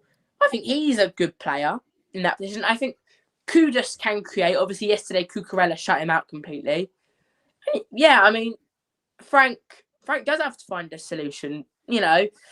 He's paid all this money to find this solution, to get the team winning. Mm. And I completely trust Frank. But I will say this, and I said it in my player ratings. This is to Thomas Frank directly. And Craig, I know you're going to agree with me here. If results do not turn around, if we keep having one shot on target every game at home and we're producing 0.05 XG, that crowd is going to turn on Thomas Frank very quickly. I remember we lost 3-0 to Man United, and Nuno was there, and everyone was walking out, and they're all shouting the same thing, Nuno out! And I even walked down and I went, Nuno out! Because I was wanting to get involved. And I was thinking, we can't play like this, losing. We're 9th. You're right. This is embarrassing. You're right, Charlie. Do you know what? It's not about us talking on this channel or content creators or fans just in general talking about what they want and what they believe will happen. When you've got a whole collective, and you're absolutely right, in that Manchester United game when he brought Lucas Moura off, and he was one of our best players, if not our best player on the day. I think he was doing there. and then the fan base started singing, "You don't know what you're doing." There was never ever any coming back from a manager when your fans say that. And of course, they sang it to Ange at Stamford Bridge last season as well. Yeah, well, to be fair, I can agree with him on that game. I don't know what he was doing, taking off those players. Yeah, but it does worry me. That's the other thing that does worry me: the fact that you are brand new to the job and the team has been booed off numerous times now, and you've only been here 5 minutes. We're only 10 games in, and the team have been booed off numerous times. That is worrying. Next week, obviously, I emailed you, Chris. I'm going to be a mascot. They each get to sign something of mine. And probably as I sign it, I can ask him. I haven't decided what I'm going to ask Frank, but I'm going to ask him a question because I think there's questions to be answered. There definitely are. And I tell you what, the press, let them ask their things. I think one of the Tottenham creators' expressions went into one of the press conferences. At least he asked a proper question than the press. The boring questions. I want to ask him a proper question. I want to be respectful. I don't want to be rude to him. I haven't decided what I'm going to ask, but maybe a little. Don't start Pellegrini and Bentancur together today. But I don't know what I'm going to ask him yet. But I'm going to ask him something, and I'm quite excited for that. He loves that partnership. I don't think he's going to give that up anytime soon. No, I don't love it. I'll tell you that. Charlie, keep up the great work. Keep up your YouTube, and thanks so much for being a great contributor on here week in, week out, doing your player ratings. I know we had a new episode go out today, your player ratings for the Chelsea game. Anything else you want to say before you go? Yeah, check out my video against Man United. That is going to be one of the greatest videos. We've already asked the club, can I have a GoPro as I walk out? So, I can't wait. And Chris, I'm probably going to be on your thing when you're recording it, and then I'm just going to be there, just standing there. Oh, hello. So yeah, we got to stay positive. We're fifth in the league. We finished fifth in Ange's first season, and everyone has heads up. Europa League awaits for me, and we ended up winning that. So just give Frank his time, and he'll produce the work. I was actually at Brentford the other week. I was at Brentford Liverpool. My friend invited me, and this is something I really liked about Keith Andrews. I know I'm going on a bit here now, and I probably should be off by now. But I just want to say this quickly. I was at the game, and they have Keith Andrews, the manager. In the 4th minute, they score from a long throw, and they go 1-0 up. You're thinking a team like Brentford against Liverpool, they're going to sit back, yeah? They didn't sit back. They just kept going. They wanted to. I thought, wow, can't Tottenham do this? And they ended up winning because there's not. If they sat back, Liverpool would have beaten them, but they didn't. They went and got more goals, and it goes to 2-1 just before half time. Second half, they're not coming out defending. They're going for it. So, yes, I do want to see attacking football, but if it means we win, it's boring, then be it. But yeah, Chris, Craig, thank you for having me on, and I hope to speak to you soon. Charlie, have a great time next Saturday, and just point to the goal to Richarlison and just say it's that way. Oh, I think I might have to. I've already said to my dad, watch it be my luck, and I'm walking out with Richarlison. Oh, yeah.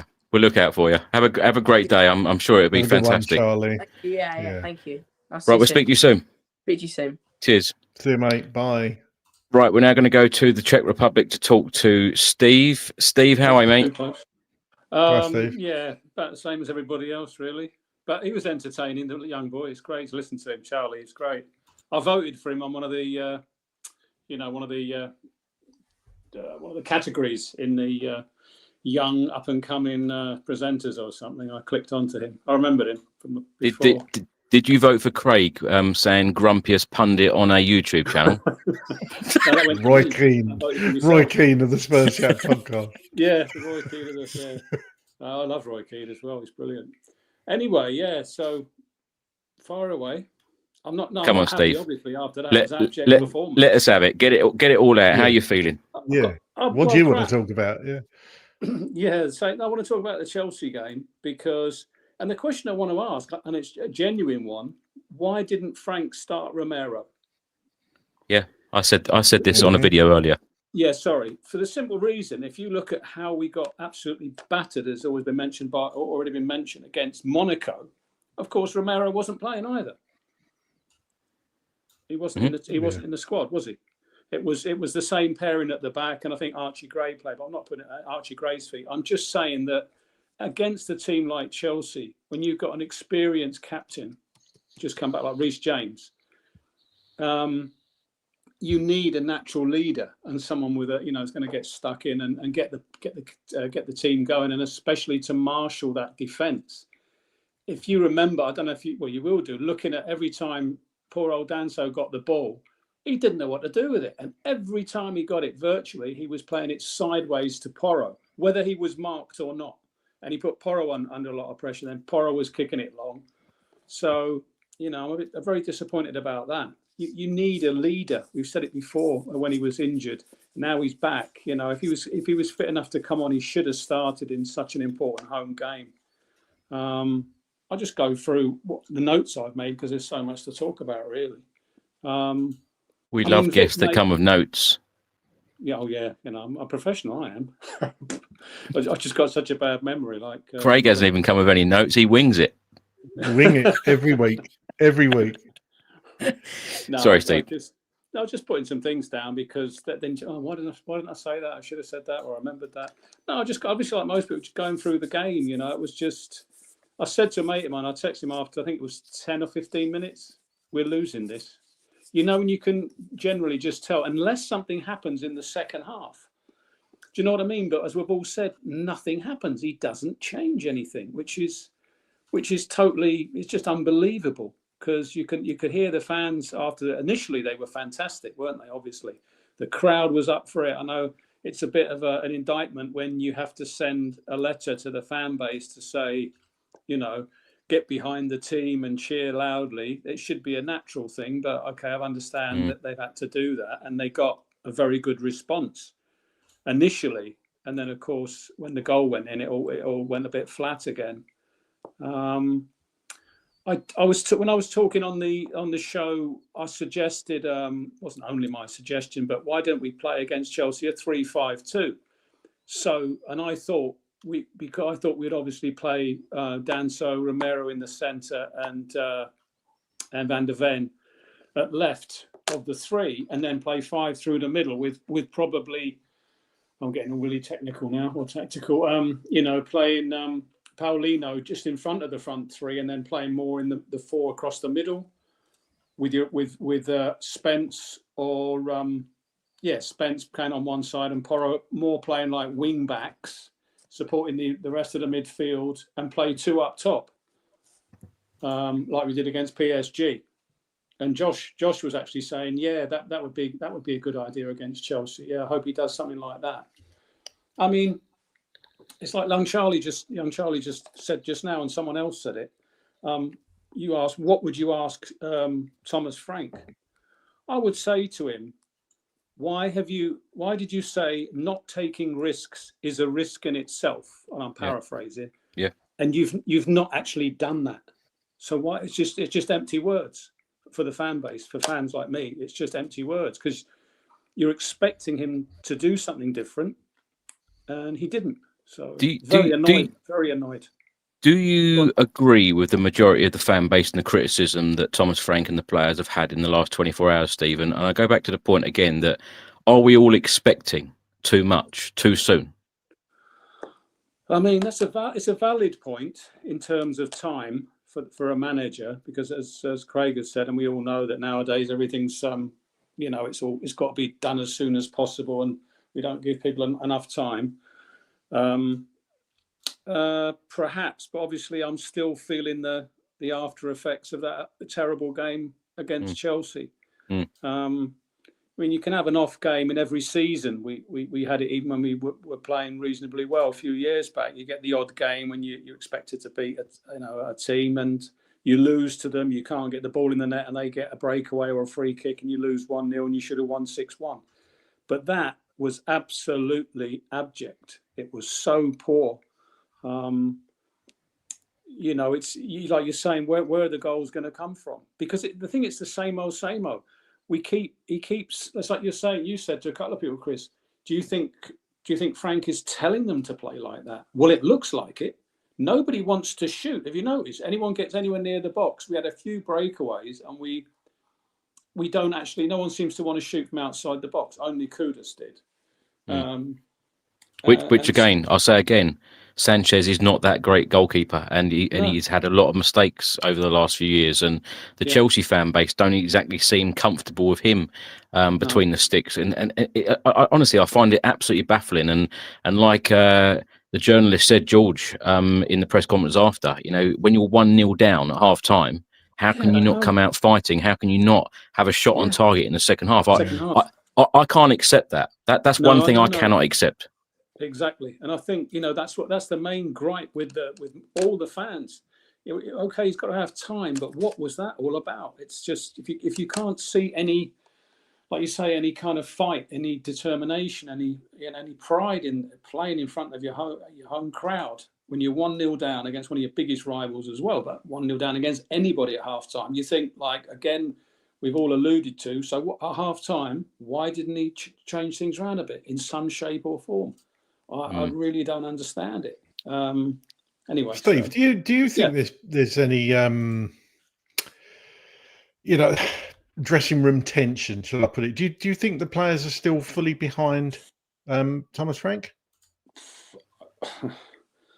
I would like to think so. I do feel I've looked at that incident twice with Van der Ven and Spence coming off, and I've looked. The last time I looked at it, I realised he is signalling with his thumb over his shoulder to the crowd. If you look at that, okay, they don't stop. Where is he? With his right hand, he'll show them. Yeah, there he goes with the thumb up. Mickey Van der Ven really just totally blanks him. I know Jed Spence dismisses him and says something to him, but Mickey Van der Ven said, "Look, and just straight past Andreas Georgeson as well." It's yeah. I mean that obviously is not good in terms of professionalism, but I mean, I think it does indicate, especially I think Jed Spence was one of the better players on the field. I do feel at times he was trying to overdo it, but then again, he did try to make things happen, and sometimes he did. Although he lost possession initially before the goal, then we won it back, and then Simmons gave it away, or passed it back to Van der Ven, the hospital pass, as chap from Canada alluded to. So. John, can I just read out a comment here, Steve? John, who's watching on Facebook, says, my biggest concern was we allowed their goalkeeper to dominate the 6-yard box. And I tell you what, any crosses that we did put into the box, it just seems so easy for Sanchez to come out and get the ball. Yeah, we should have realised that, and something should have been done. I think it was very early in the first half. I think it was a free kick or a cross, and it was way out in his box. It was towards the edge of his box, and he came right out above everyone and took it. And I thought, he's been told that's one of our threats, the aerial threats from set pieces, to come out and collect them. And most of the time he did. Yeah, I thought the corners especially were poor. Yeah, I don't know if it was Kudus or Porro who took most of them. I don't know, because I was just so angry with everything. And I kept saying the same issue. Why are they playing him so close to the keeper? And nobody was put on the keeper. We've got some big lads there, Stan Van der Ven on him, or Paulino, getting his way a little bit. But that didn't happen. The free kicks were wasted. There was 2 or 3 times, especially in the second half. We're running out of time. We started playing them short, and they were just totally wasted. You think, well, just hoist it into the box. Then we've been doing nothing else. You might as well try and put them under pressure. Yeah. Do you think that's planned, though, Steve? Do you think that's what, I mean, you alluded to it before. Do you think that's what they've been told to do, all this stuff you're talking about? Do you think that's part of Frank's instructions? I think he's so what do you call it? Information based. Like it's not what's the word? It's not practical to shoot outside the box. Your chances of scoring at X blah blah blah. So you're better off trying to pass it through and get a bit closer and then shoot. But that's like all the time. It seems the players have taken that on board as a given. So none of them want to shoot. It's happened to Spence getting near the edge of the box. It's happened to other players, and they don't seem to want to shoot. So yeah, I think all these small things and the way they play, definitely they've been told to play like that. Steve, lastly, let's end our conversation with you on a positive. What positives do you take from this season? Because we know there's been a lot of changes on the pitch, off the pitch. What positives do you see? Because like I said earlier, we are a much better defensive side than we were under Ange Postecoglou. But I suppose you can't have everything, and I suppose we do have to be patient for things to really click. What other positives would you say there have been under Thomas Frank? Because it does seem to be a bit of a doom and gloom show tonight. Thanks, Chris. What am I supposed to say to that? Yeah. Well, surely you got some positives that you've seen over the season. No, I've just emptied it. Though. Or you're all out. No. What I'll say is obviously he's tightened up the defence. Yeah. No, I've just said that. Yeah. Okay. Yeah. So it's not what else he's done, I'm afraid. I mean, I'm not looking forward to either games coming up. And if we don't change the way we play, we won't beat Monaco. We won't beat Man United unless he plays. So maybe we've played Monaco. We ain't got to play him again, have we? Oh, not Monaco. Sorry. Copenhagen. Yeah, exactly. So no, I won't be coming over for that. I won't be coming over for the Slavia game either. It's another empty seat. What? Another empty seat. Yeah. Well, anyway, get on the plane, Steve. The team and Thomas Frank need your support. Yeah, need your lucky mascot and all that. Yeah, no. Well, if someone just nudges him and reminds him of that phrase, not taking risks is a risk in itself, he might go, oh, yeah, I did say that, didn't I? Okay, let's do this, let's do that. He's supposed to change his tactics for every team like a chameleon, as someone said. Well, come on, a chameleon, and do something in the next couple of games, and we'll all be behind him because things change very quickly. If we do okay midweek and then we manage not to lose to United, play quite well, then we'll be talking a different conversation next Sunday. So I'm not predicting any scores though, because that's what you usually say. We'll talk to you on the fan show next weekend. Okay, then after we've done United, yeah. Hopefully, Steve. Yeah. Well, have a good week, Steve. Good seeing you, boys. Yeah, have a good Great one. Great to talk to you. Steve. Cheers. Thanks, mate. As always. Thank you, mate. Did he just do a dad joke? Could have been. Yeah, probably was. Yeah. It went. I was going to say it went over your hair, but it went over your head.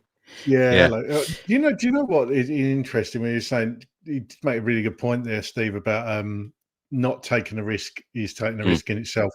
There's a great line in a very underrated Ricky Gervais program called Derek, if anybody's ever watched it. And there was a character in it, I think it was played by the same guy, I can't remember his name, David Earl, I think his name is. He played the he played the sort of drunkard that hang around. He was set in an old people's home, and he was a bit of a he just didn't do anything with his life, this character. Very funny character, by the way. But there was a serious bit in it, and he said that he was a failure, this guy, right? He said he was a failure, and he said, I'm not a failure because I didn't succeed. I was a failure because I didn't try. And I think that's all that we ask for. You could liken that to Spurs, because if you see players trying, like the Soldados, like the Jansons, they were terrible for Tottenham, but the fan base got behind them because they could see what they were trying to do. They were triers, right? Wasn't very good, but it didn't come off from, but they kept trying, they kept grinding away, and that's what the fans love. Fans love triers, and we're just not seeing it at the moment. You've definitely got to give the passion in games like that, and like I keep going on about, not having a shot in the second half at home against one of your bigger rivals, that does need to change, and that is something that Thomas Frank really does need to work on. But he said, he genuinely looked upset in the press conference after the game. But like I said to you, I think it was on the phone earlier or yesterday, Craig, about how people felt about Ange Postecoglou after 10 games to how people feel about Thomas Frank after 10 games is chalk and cheese. It's completely different. I would have hoped that everyone will feel really optimistic by this point of the season after 10 games. But you know, the tone of this show tonight and all of the comments, I say all of the comments, most of the comments, there are some comments in here saying, look, don't be silly, you know, give Thomas Frank time, etc. We're not sitting here saying that Thomas Frank needs to go or Spurs need to make dramatic changes, but we just want to see, you know, something different to what we're seeing right now. Of course, we all want to be winning football matches, and when you can't win, and Thomas Frank has said this as well, sometimes when you can't win, you know, don't lose the games and, you know, give everything. And when we didn't see that, I don't know whether desire is the right word. I think some players had the desire. I think there was a real lack of quality on Saturday, but to not have a shot on target in the second half and only to have one, and the XG thing, I think that we're always going to revert back to that XG 0.05. Terrible. Absolutely terrible. Anyway, let's go to Australia to speak to Phil. Phil, what time is it there? All. It's quite good. It's 6:50 in the morning. Oh, wow. Okay, fine. I don't feel so bad. How are you? Oh, I'm on the antidepressants. It's that was worse than the Bournemouth performance. That was so diabolical. And I had to get up at 3:30 in the morning to watch that game. Getting up 3:30 in the morning to watch a performance like that, you know, suddenly I'm speaking fluent French. It is an absolute disgrace. My language was terrible. I can't believe it. You're playing Chelsea. I would get more joy out of beating Chelsea than I would Arsenal. That's how much I hate Chelsea. And if the players can't be up for a game like that, they're never going to be up for a game. And my view, the players are facing the wrong direction. You know, we're halfway in the middle of Chelsea's half, and suddenly it's going backwards. We're trying to chase the game. It looked like we were 3-0 up the way they were playing. The attitude, no energy, no pace to try and get into the box or anything. It was lack of ideas, lack of any initiative. Now, I can accept players having an off day.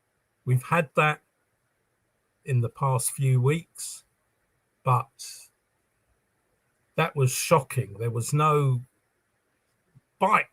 The only bite was Bentancur with that diabolical foul, which is lucky he stayed on the pitch.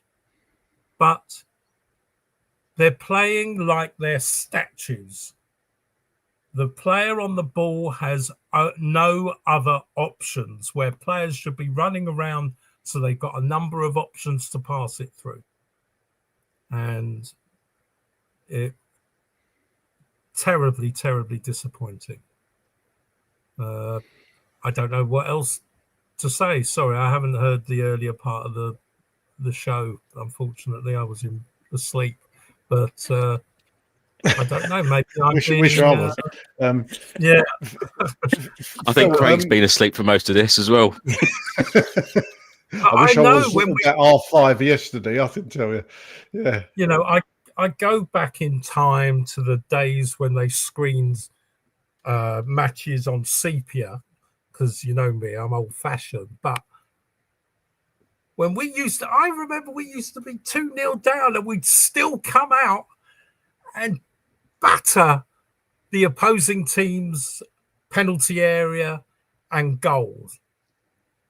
You can't say Chelsea are a good team. They've got good options and everything else, but just fight for the badge, have a bit of pride, you know. And the fact that Spence and Van der Ven are getting all stroppy as they're going off, not even to show appreciation to the people who've spent a fortune going there, is downright rude, because they were the causes of the goal as much as anyone else. Mucking about. It was an unnecessary goal. And it shows that even though how bad we were, we still could have we gave the goal away. I mean, I know Christmas is round the corner, but how many presents do you want to give early? The goal that we conceded, right, was 2 or 3 errors by defenders, and in my opinion, defenders are going to make mistakes, keepers going to make mistakes. You're going to concede goals, right? I can take the goal because of an error. I can take it's football. I've played enough football. We've all watched enough football. You're going to concede goals, sloppy goals, goalkeeping mistakes where it goes through his legs, whatever it may be. Totally get that, but it's the lack, like Chris said, the lack of attacking plays, the lack of shots to get back in the game. You know, you're going to concede goals, but for me, it's that will, that desire to get back in the game and attack your bitter rivals in your home stadium and get the crowd behind you. It just didn't happen. It was boring. They were going through the motions, passing sideways, passing backwards, no penetrative passes. We've got players in that team that can play penetrative passes. They're all internationals. You know, you've seen our back four on paper. All right, Doggy didn't start yesterday, but Vicario, one of the best goalkeepers, I would say, shot stoppers in the Premier League. You got Pedro Porro. He, in my opinion, walks into most of the top 6 as a right back. Mickey van der Ven, Christian Romero would walk into most defences. Udogie, one of the best left backs in the Premier League, certainly attacking wise, I would say. He would get into most teams. So there's the basis of a really good team. What is it, Phil? Why can't we score goals at the moment? Well, you know, why can't we? Come on, Craig. Some of our forward players, you've just spoken about the goalkeeper and some of the defenders, but the attacking players, how many of our attacking players would get into top teams in the Premier League? Kudus. Who else? None of them. There's no one else. There's no one else to put his foot on the ball and be the master chess man and spray the ball around or get those angled passes to the forward line, because the forward line are also like statues. They've got no idea of position or no idea where the ball's going to go. And so there's no options. And if there's no options, I mean, I would have put Udogie on. I've said this in the past, that he would be a more dangerous left wing back, if you like, going forward than Spence is. And that's not necessarily Spence's fault, because he's more of a right back than a left back. But do you remember last year or the year before when Udogie was attacking and getting the goals and making assists? And he should have been on the pitch. We've got no options on the left-hand side. It's very weak. You know, whether you're using Xavi or Odegaard, very weak. It's schoolboys against men at the moment. And they're very poor. Let me just say, Phil, Dave from New Zealand said he'd like to come on the show. If any of you would like to come on a future fan show, please do just send me an email, tottenhamfanchris@gmail.com. And Paul has just written here that he paid £98 to see one shot. Phil, I've been asking various guests tonight about, and I must say, I am surprised that we haven't had more positive people on this evening to put a bit of a balance on it, because I feel like this has been a really negative show, and I'm actually quite surprised by that, because we do normally have a really good mix, but everyone has just been really downbeat. I suppose, in some ways it is to be expected when we've just lost to one of our biggest rivals and the XG is 0.05. Are we, and I've asked this to a few people already, are we expecting too much too soon? We did finish 17th under Ange last season, 22 league defeats. Yes, we've bought some players in the summer. Yes, a lot of changes have been made at board level, on the pitch, backroom staff, manager, etc., etc. We could talk all night about that. But I think a lot of us thought that this season would be challenging. So to speak, what are the expectations of most of the fan base, would you say?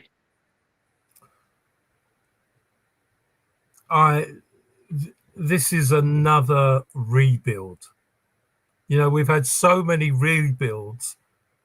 we must have a housing community round the place because they've built it so many times. And the boards need to have patience with the manager they've picked and allow him to keep going and make his mistakes on the way until he's built up. What Frank has done, he has built from the back and made us much more solid. And it takes a little bit longer to build further on. And he's doing, and you've got to remember when he was Brentford manager, I think he lost his first 8 games, was it? But yeah, it wasn't a good start. But every single time that Tottenham can go second, if we get a result, they didn't play like they wanted to go second. Yeah. Yeah.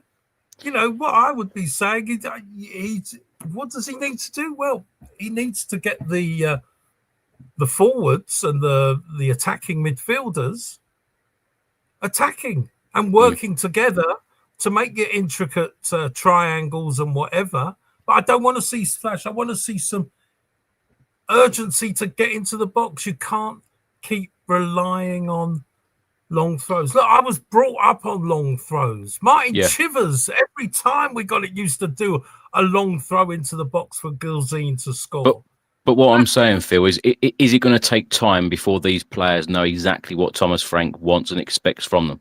Is it going to take time? Because none of us want to sit here and say, oh, we've got to be patient. You know, how many times do we use that phrase year in, year out, different managers, different players, etc., and we say, oh, you've got to be patient here, you've got to be patient. But, you know, we are only 10 games in, but like I've said, I want to be entertained. I want to win matches. I want to see shots on target. I want to see desire from the team. I want to see that real, you know, wanting to win. Matthew writes here, Chris, I think it's the fact that we felt like we were on the cusp of kicking on this season, but reality is a bitch. Now, when you look back at the Europa League final against Manchester United, of course, we won the Europa League. Everyone would have expected us to have gone, you know, super big in the transfer window and really go for it. The fact that Daniel Levy said that we want to be, you know, competing on all fronts. And then we heard the news that we were in for Morgan Gibbs-White. Of course, that fell away. Eze fell away. We could talk all night about the transfer window. The fact that Manchester United now have the same points as Spurs after 10 games, and they've had real difficulties this year. Phil, let me ask you, and Craig, answer this after if you can as well. Where do you think, at this point of the season, if I ask you to predict the Premier League table, who's finishing higher, Manchester United or Spurs? The current form that we're in, and the current form that Man United are in, would be Man United. But it's a long season, and it changes and moves around all over the shop. Hopefully, you know, Frank's an intelligent guy. I have to have trust in him to turn it around. And it's the amount of options he's got. But you've also got to remember, it's the players are changing systems from what they had with Ange. And that doesn't happen overnight. So they've got to come up, but they're on they're training all the time. So what are they doing? You know, it's got to go in at some point. Some point it's going to click. But, you know, you've been talking about taking risks and everything else before. It's, if the result is the same where you're playing negatively and you're not attacking, you're in no better place than if you've gone up there and attacked and at least given it a go. The same as when we were down to 9 men. They got clapped off for that. They got applauded for that thing, even though they lost 4-1 or 4-2. So I just want to see a bit more. That's why we're Spurs supporters. We want to see positive football. We want to see the opposing team's goalkeeper be the man of the match. Yep. Because he's been so busy. Not our goalkeeper. So they got to change the mentality. Dick Blake writes here, Manchester United. Oscar, just before you come in and give your answer, Craig, about Spurs or Man United, I'm going to give you another question as well on top. Oscar says here, Chris and Craig, answer this. Would you rather be amazing defensively and awful attacking, or the other way round? It's kind of what we said earlier, isn't it? About, we liked Ange going for it and attacking football when it really worked. I know some games it wasn't so good, but and you're old enough to remember the Ozzy Ardele's style as well, of attack, and the famous five, and it was wonderful football, but defensively it was really, really shocking. And I must say, when I think about my Spurs supporting life, the 94-95 season still remains probably one of my best ever seasons. The fact that Jurgen Klinsmann was there, Sheringham, Barnby, Anderton and co. It was unbelievable to watch. And then, of course, Jerry Francis then came in. It's funny because we lost 4-3 at home. We were 3-0 down against Villa. We come back to draw 3-3, and then Dean Saunders scored a last-minute goal. We lost 4-3. Ozzy Ardele's got the sack. Before that, Jerry Francis come in. That was then. And then the next game, it was 0-0 at home against Chelsea because it really sorted the defence out. So I suppose that reminds me of that period of time. But, Craig, answer those two questions if you can relatively quickly. Manchester United or Spurs, who's going to finish higher, and defensively or attacking, what would you rather? I agree with Phil. At the moment, you have to say, I would painfully say Manchester United would just edge it over us. I think they're still a bit of a basket case on occasion. Obviously, they went 1-0 up yesterday and then 2-1 down and got a draw in the end. But I still see things that are wrong at Manchester United. And if you're brutally honest, if I'm being brutally honest, I'd probably rather be entertained and see tons of goals and hope we can, we're going to score one more than you, because that is kind of. I think most people would answer that, wouldn't they? I think most people surely would answer that, wouldn't they? If you had a brilliant front line but a crap defence, then you're going to score goals. You don't go to football stadiums or put your TV on to see 0-0 draws, do you? No, I don't. I didn't want to watch yesterday and watch us play at a 0-0 draw, and think, that's a good, solid defensive performance. I get that. I do get that. But come on, we all go to football to be entertained and see goals. That's what it's about, right? So, yeah, in answer to your question, I'd take the good front line all day long. Yeah. I have to say that I have seen some terrific 0-0 draws where two teams have been going for it and there's just been a brilliant performance. But you have to remember, footballers are now being paid as entertainers. And therefore, if you're going to be paid as an entertainer, entertain. You can't. Phil, do you know, the ironic thing is that Thomas Frank, in his embargoed press conference on Friday evening, come out and said, we are in the entertainment business. And then, of course, on Saturday, 24 hours later, that is what we were served up, an XG of 0.05. It's just ironic how the timing of that statement. Yeah. That's Phil, less than half a goal. Yeah. That's less than half a goal. Yeah. Yeah. Well, it's nowhere near half a goal, actually. Yeah. I wish it was. And you've got to go to 10 games to watch a goal or something if we carried on like that. Wow. Is that right? Something like that? Oh, no. 20, I think. 20, yeah, isn't it? Yeah. Phil, let's end on a positive. Are we going to have a positive? Well, I say end on a positive. It's up to you. Are we going to have a good week? Of course we are. If we got to beat Copenhagen. Got to beat. Oh boy, we got to beat Man United. We got to beat Man United. If you're not up for these games, then you'll never be up. You'll never be up for those games. Yeah, I want to see attitude. I want to see. I mean, if the front men are not doing any good, put bloody Dane Scarlett there. At least he'll fight. At least he'll have passion. You saw Bergville when he went off, the passion about not being taken off. Yeah, is that's what true. we needed from the rest That's of the true. team. Yep.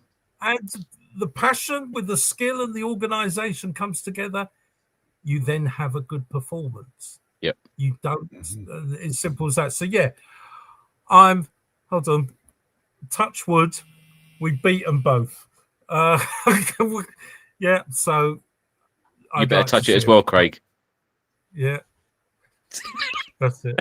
There's nothing like having a good slap head, is there? No, Benny Hill wouldn't get away with that nowadays. Yeah. Phil, thank you for making me smile tonight. Thank you so much, and we'll talk to you soon. Cheers, Phil. Thanks very much. Have Cheers. a good one. Bye.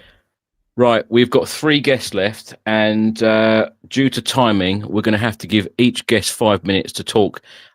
So we're going to bring on Des next, and then Linton and Steve will come to you. Des, how are you? I'm not too bad, fellas. How are you? Yeah, very good. What have you? How are you feeling right now, Des? I think people just need to catch grip. To be honest, it's 10 games in. I know it wasn't good yesterday. But if you looked at a few times, it's not so much about getting the ball in the box. It's about the lack of quality when they do get into positions. I mean, you look at Porro, hardly put in a decent cross. Curtis, Jed Spence can't seem to put in a cross to save his life. He gets so far, and then his confidence just seems to drain. So, and again, I think I posted on the thing earlier. If you look at players in injury time playing a free kick backwards, I mean, whatever you say about Thomas Frank, he ain't telling them to do that, is he? He ain't telling them, free kick, oh yeah, let's play it back into the midfield in injury time. So the players have to take a bit of responsibility, and it's all just bedding in. I think the one thing I wanted to pick up on that's been mentioned a few times is Van de Ven and Spence walking off the pitch after the game, and I think you posted on Instagram last night, and I replied to it, said, yeah, I'm glad they did that. I'm glad that they know the performance is so bad that they're pissed off with themselves and they've walked off the pitch. That's good. That's recognition. So that's progress for moving forward, isn't it? Hopefully they'll take that with them. But what strikes me about it that nobody's really picked up on yet, the fact that under Ange, I mean, we got tanked quite a few times and never once did the players react like that. In fact, quite the opposite. If you remember, Spence kind of won his place under Ange by, I can't remember what game it was, but it was when he went over and pulled Ange away from the crowd. Bournemouth away. That's how he won his place in the team, where he won Ange's favour. So, it was quite, it was sad to see it, but it's good that the players feel pissed off and they didn't want to go, and they didn't want to sit with stand with the Chelsea players and talk with their hands over their mouths and have a laugh and a joke. That's good. They wanted to get back to the dressing room and reflect on, and it's okay. As fans, I want to come on to that too, because we have to take responsibility. And I've said this a few times. We talk about, the players, those two going off into the dressing room. I go to games and there's fans after 37, 38 minutes rushing to go to get food or to go to the toilets. There's fans leaving 10 minutes before the game. So, you could say that these players are disrespecting the fans, but are we disrespecting the team when we do that? When we're 1-0 down, I'm sure there was probably, when in injury time, there was probably maybe a few hundred towards 1,000 left the stadium. So, it's a two-way thing, isn't it? If you look at a couple of the games last season where the crowd and the noise really got going, was the games where they give the flags out and they created the atmosphere. So I think it was Bodo Glimt, Frankfurt, and then the last game against Brighton, where the atmosphere was just incredible and nobody cares what the result was, because we just won the Europa League, and that's maybe where the club need to get back to, getting the fans inspired, trying to get them to get behind and not just turning up for games. And I'm as guilty as anybody else, turning up and just thinking, right, show us what you can do. No, let's get behind. I've got to say though, Des, I think that the Tottenham Hotspur Stadium was very noisy. It was a lot better than it has been in recent games, and the fan base was certainly up for that Chelsea game. And then I felt the fans have done their job. Now let's be entertained and let's now see you do your bit. And it's funny because Thomas Frank, again in the press conference before the game, turned around and said it's a collective. He even said it in a pre-match interview for the club's official channel. He came out and said that it's about a collective. It's got to be the fans have got to be with us. The fans were making a lot of noise. Yeah. I mean, shamefully, I wasn't at the game last night. I have to say, but it's certainly. I mean, it's different watching it on Sky, isn't it? But it certainly didn't come across. It didn't come across that way. But then Sky can manipulate volumes and stuff. Towards the end, no, but certainly in the first half, I think when the fan base thought, this is boring, we're not creating enough, we're not doing enough. Kudus had that one shot, which didn't really test the goalkeeper, if we're honest. So there wasn't really anything to shout about. I felt like the crowd done all that they could. Yeah, possibly wrong. I mean, I'm talking more in generic terms, what I see week in, week out, Yeah. even when we're winning, even when there's games where we're heavily in front and there's fans still rushing off to get food 37, 38 minutes, as I say, and leaving the stadium early. So that's, I totally get the whole, for me, it's getting the train back to York and stuff too. But, myself and the lad that I sit beside, we try to stay as long as we can. He lives in Leeds, I live in York. There's two lads sit behind us in our group, and they live down towards Swinton, so I totally get that people want to get away and they want to avoid the queues and stuff, but the stadium, it's not like the old stadium. It needs the noise. It needs us all to be week in, week out behind the team and not just expectancy or, but Des, if last question for you. If you had 20 seconds with the players in the dressing room, what would you be saying to them after yesterday's performance? Only 20? Yeah, they wouldn't even let me stay that long. You won the Europa League 5 months ago. You won the Europa League. You've seen what you can do. Why do you need to be motivated? What if that doesn't motivate you to want more? What does? And just one last thing I'll say. What doesn't help Spurs fans as well is 4 miles down the road, AFC Wimbledon. They're top of the table, aren't they? Under Arteta, playing their 1980s long ball football. So that doesn't help us as fans as well. Arsenal FC Wimbledon, that's what I call them. Yeah, we don't need to give them any time on this show tonight. Definitely, Des. No. Right, Des, thank you so much. Hopefully we'll talk to you again very soon, and we'll talk to you for longer. Cheers. Cheers, guys. Thanks. Take care.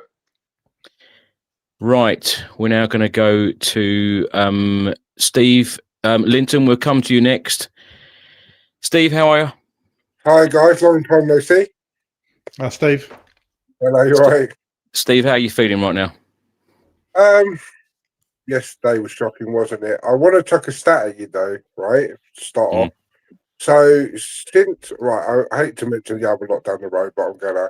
When they moved to their stadium in 2006, they've lost 48 Premier League games in 19 years. Since we moved to our stadium in 2019, we've lost 41. Yeah. So, our home form is not just this season and last, it's been since we moved into that stadium. So, under multiple different managers. Yeah. And you know what, Steve? I said this last weekend, the Everton away game. The Everton new stadium, the Hill Dickinson Stadium.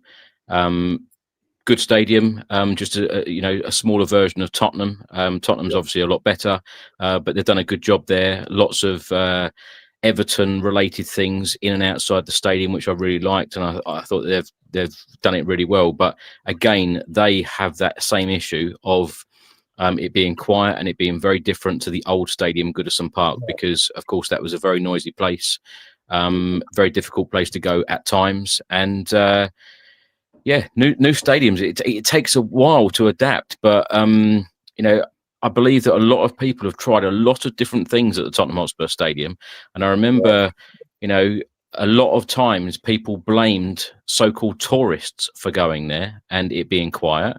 Of course, People said a lot of Korean fans came, and it was quiet because of that reason. People have given all sorts of different excuses, and the place needs to be buzzing. That needs to be a fortress. And we've heard and seen so many managers, Spurs managers, come out and say exactly the same thing. Ange said it. Thomas Frank has now said it needs to be a fortress. What does need to change? What can happen to make it better? Well, performances on the pitch help. Because like you say, when you're watching one shot on target in the entire 96 minutes, it's just not good enough. But I think putting a bit of perspective spin on it tonight, I'm going to do is the fact that apart from Xabi, Kudus and Pellegrini, who start in most games for us, this team was the team that finished 17th last year. So I think that's going to have a major mentality effect on them. Because, yes, I know we shored up the defence, that's great, but that must be in their heads. If they keep going gung-ho all the time, attack, you know, they're probably worried about the fact that they're going to leave gaps at the back. So I think it's a mentality thing, you know, and what were we expecting us to go from 17th to, like, you know, I think it's just a mentality thing, guys. I really do. And that needs to be broken, because I think when it does click, it's going to click, and it'll be a lot better. But we just need to start performing at home, because away, you know, great, you know, fantastic. So why can't we do that at home? It's really difficult to pinpoint. I mean, I'm going on Tuesday, and for the first time, like, I know I don't go very often, but even my son and his friend have said we're worried about going on Tuesday because we just don't know what we're going to.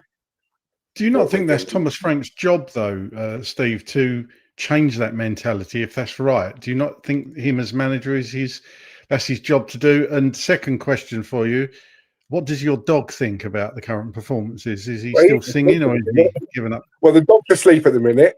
Can't believe you've gone there. Yeah, I know. I knew it was going to be asked. Yeah, I think he does, but I think we're October, so he's inherited the team that finished 17th. We've lost Captain Sonny. Yes, I know Sonny has been in decline the last few years, but he's still, you know, he was, you know, things like that. So obviously Madison's gone, who, yes, all right, he didn't always play well, but he creates stuff. And you've lost Kulusevski. And also, Johnson's not playing. Now, Johnson was our top goal scorer last season, and I know he divides opinion and all this stuff, but he got 22 goals last season, and he's not even getting in the team. So you've taken those goals away. I know he doesn't always perform and stuff, but he scores goals. He's in the right place at the right time. So if we can learn to cross it and he plays, I'm guaranteed he will score goals. So Richarlison, don't want to see him in the top shirt again. No, done. Just for context of people on audio, before you think that Craig has gone barking mad asking about Steve's dog. Sorry about the pun. Dad joke again. No, it's you told us once, Steve, didn't you, that your dog sings? Mm-hmm. Yeah. It's Come On You Spurs. Have you watched the videos of You Can't Smile Without You? Yeah. He's after James Black's job, isn't he? I know, yeah. I should say to James, I'll bring him on Tuesday and he can perform before the game. But yeah, no, yeah, it's a famous singing dog as well. So, yeah, he's fully Come On You Spurs. But yeah, guys, do you know what? I'm worried about Tuesday and I'm worried about Saturday. And obviously, Saturday is before international break, isn't it? So we don't tend to do that. Steve, what's the dog called? Bailey. Get Bailey in front of Simon Cowell. We want to see Bailey do well and get through to the next round and get all the way to the final. Yeah, and who is it? You said it, Will. Will's come up with some great comments, by the way, tonight. So thanks for all your comments, Will. Stick the dog in the south stand and get the crowd going. Steve, always great to talk to you. Before you do go, give us a quick score prediction or score predictions. Copenhagen game, Manchester United game. I think we will beat Copenhagen, but I think it'll probably be 2-1, maybe. Yep. The Man United game, who knows? I'll go 0-0. Sit on the fence and go 0-0. I'll take that. I'll take a point. But yeah, guys. Yeah. So yeah, it's great to be on again, and I'll talk to you soon, guys. Cheers, Steve. Thank you. Always a pleasure. Cheers, Steve. We'll speak to you soon. Cheers. Bye. In regards to Bailey. All right. Set me barking mad now as well. Right. We're going to go all the way to South Africa now to talk to our good friend Linton. Linton, how are you? I think pretty much the same as everybody, Chris. Disappointed, frustrated, annoyed. Yeah, all those emotions. Linton, I thought you were going to be our ray of sunshine on this show tonight, and thought give us some sort of positivity. But yeah, it's been one of them weeks. Going out the Carabao Cup on Wednesday, and of course losing in the manner and fashion we did on Saturday against Chelsea. This Chelsea coming game week, was really annoying, Chris. Sorry to interrupt, but it was really annoying because you know, in a game like that, they're one of our big rivals. You just want to see a little bit of niggle, a little bit of something, you know, just a little nudge off the ball, just something just to get the guys going. You know, Eric Lamela used to be very good at that type of thing, and you know, Christian Romero did have that in his game. You just want to I don't know, you know, if you just some niggle, something, just create a bit of, just let them know you're here. But we just sat back. We were just tame. Yeah. Linton, do things change when this chap comes back? Yes. Absolutely, they do. We need him in that number 10 position, definitely. Because, you know, I really had high hopes for Xavi Simons, and he hasn't really lived up to the expectations. And, you know, it's obviously going to take him time to adjust. He's still young. He's only 22. So it's going to take him time to adjust. And physically, he just doesn't look onto it as well. He just, you know, seems to be bumped off the ball very easily. So I do think we need Kulu up there in the number 10. And the sooner he comes back, the better. And the sooner Solanke gets back on the park as well, the better. And I do think things can change. Because we're lacking that creativity. There's absolutely, you know, there's nothing going forward. You know, and that comes from the midfield through, and then, you know, on the left hand side, we're very, very weak, and then in the striker position as well. You know, and so we do need him there. We do need Solanke back. We do need something. Linton, do you have confidence in Xavi Simons? Because in the press conference after the Chelsea game, Thomas Frank said that he has a lot of confidence in Xavi Simons performing well for Tottenham in the future. Of course, we've seen over many years, you know, foreign players come from different leagues into the Premier League. Sometimes they hit the ground running, but sometimes it does take them time to adapt. And then, you know, within a couple of months, or certainly a short period of time, it then comes good. For me personally, I think at the moment he lacks a bit of physicality, and that is a word that Thomas Frank uses a lot. Certainly needs to bulk up in the gym, because at the moment I feel like he is a very easy player to tackle. But I do see that he has a lot of skill, and I do see that he sees passes. And again, Thomas Frank has used these exact words. He sees passes that others don't see, and I do see that in him. Yeah, I agree, Chris. I do see that in him as well. But you're right about the physicality, and that's where we're coming short. You know, and as you mentioned, it does take time for these players to develop. But at the moment, because of the injury situation, we don't have time. So unfortunately, you know, we were kind of hoping that he would come in and hit the ground running, and you know, unfortunately, when you come from another league, that's why it's always good to buy Premier League proven players, because they can hit the ground running, because they know what's expected of them. They're used to the league. But unfortunately, when you come from a foreign league, it is difficult to get up to speed. And that's the problem that he's having at the moment. So that's why I think, you know, if Kulu comes back, the sooner the better. Then yeah, I do think things will change. Craig, let me ask you quickly, because Dave from New Zealand writes here on Facebook, Xavi Simons is done. Brian Hill was stronger and at least had great skill. And Paul Russell, watching on YouTube, says Clinton and Jai didn't become good. Is that hard? Is that quite harsh comparison, those two players, Xavi Simons? I think at the moment, I do think at the moment, Javi Simmons needs to. I think you need to assess somebody like Javi Simmons at the end of the season to see how you've got to give him a decent run. He's coming into a new league, a very young player. Not all players adapt straight away; they just don't. So Javi Simmons, I think most of the fan base, although I have seen people calling for him to be dropped and why did we buy him, blah blah blah. I get all that because he's not shown the skill that we all know he can bring as a player. But I think we need to give Javi a little bit of time. I do. I just think it's the comparisons to NG. Not sure about that one. Admittedly, he didn't become good, but I think we just need to give Javi a bit of time. Yeah. I was going to ask Linton a question. I've completely forgotten what it was. Oh, yeah, that was it. January transfer window. Does the club need to go big? And who would you like to see the club bring in? We know it's difficult, but in an ideal world, who would you like to see us bring in, or at least give me a position where you think we need to strengthen? Left wing is definitely a position we need to strengthen, without doubt.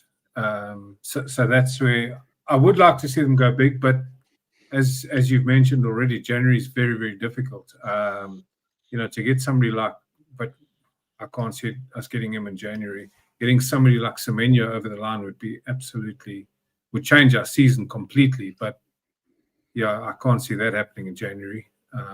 Unless I was going to say, Linton, can you give us a realistic one now? Yeah.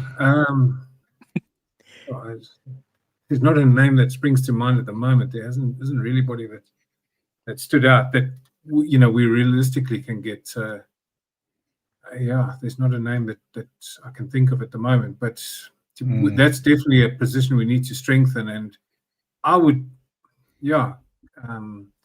I'd really like a sort of an out and out striker, somebody who's really 20 goal a season striker, and we don't have that at the club either. So and quite frankly, if Solanke's going to spend a lot of time on the sideline, then we need to get him out and Richarlison out. Well, one thing I would like. Wow. Don't even go there, Craig. Don't even go there. There was a smiley face on the end of it. For anyone listening on audio, Craig has just put on a message or a comment on screen saying Timo Werner is available, but we are all smiling and laughing at that comment. That is, please not let. No. Let's not even go there. No, absolutely not. But I would like to see him trying Richarlison on the left. It's not something that he has tried, and he has played there with. Should I use it advisedly, saying with some success? I think that may work with Muani in the nine for now until Solanke comes back. But yeah, that's something I'd like to see him trying, but as something different, because it's just the same thing week in and week out, and we're not seeing anything different. Linton, lastly, are we all going to be smiling next weekend, having seen 2 wins at the Tottenham Hotspur Stadium, one in the Champions League, one in the Premier League? Are we all going to be smiling during the international break? I think Tuesday night is realistic. I think a victory is realistic. The question I have is where the goal's coming from, because when you've got Van der Ven as your sort of top goal scorer, that's a bit of a concern. But so that's the question I have, is where are the goals coming from? Firstly, but I think Tuesday night is a realistic victory, and let Man United have got a bit of momentum. Okay, they drew yesterday, and it wasn't a great game, but they have got some momentum behind them. But if we get a point out of that, I'm happy. Yeah, especially at home. If we get a point out of that and 3 points, then on Tuesday night, then I'm happy. So that's what I'm going for. Linton, great to have you back on the show, and hopefully we'll get you back on the podcast and another fan show very soon. So thanks so much for joining us. Great, thank you. Cheers. Thanks, guys. Cheers, boys. Bye-bye. Thanks, Linton. Cheers. Right, Craig, that is the end of the fan show. Let's just get your quick review of the guests' comments. And like I said earlier, I did expect a few more people to come in and be more positive about things. I know some people are going to shoot me down now and say, how can you be more positive when we just lost to Chelsea and there's, 0.05 XG, etc. But sometimes you do have to see the bigger picture. I know a lot of the time you and I have many conversations on the phone, via WhatsApp or on here, on the podcast, etc. And we always see the bigger picture. Neither of us and the guests this evening are calling for Thomas Frank's head or say, make dramatic changes. But I think we all agree that something does have to change in terms of our attacking play, our style, the entertainment factor, to get the fans back on board, to fill seats, to make everyone feel that little bit better and positive about things. Yeah, and that's exactly what's needed. I've said it for weeks. Just felt a bit flat everywhere. It just feels a bit flat, and to get that excitement back, perhaps Spurs fans, we need a bit of chaos in our lives. That's why a lot of us loved that Ange ball when you mentioned Ozzy Ardiles. It was absolute chaos at times, wasn't it? And Thomas Frank's, we've said before, he's this calmness about him, but with that calmness has come a very pragmatic style of playing, and the fans don't like that. And I think that's what, we moaned about Mourinho's style of play. People moaned about the Conte style of play, but of course we had Harry Kane and Heung-min Son. And when we countered under Conte, that's what I would say. I didn't particularly like all the games under Conte, but when we countered under Conte and when it worked, God, that was good to watch. The speed we used to go up the pitch at, and invariably you had Son and Kane on the end of it, and we scored goals like that. But if it doesn't work, if you're not countering, we're not even countering well under Thomas Frank. So if that's how he wants to play,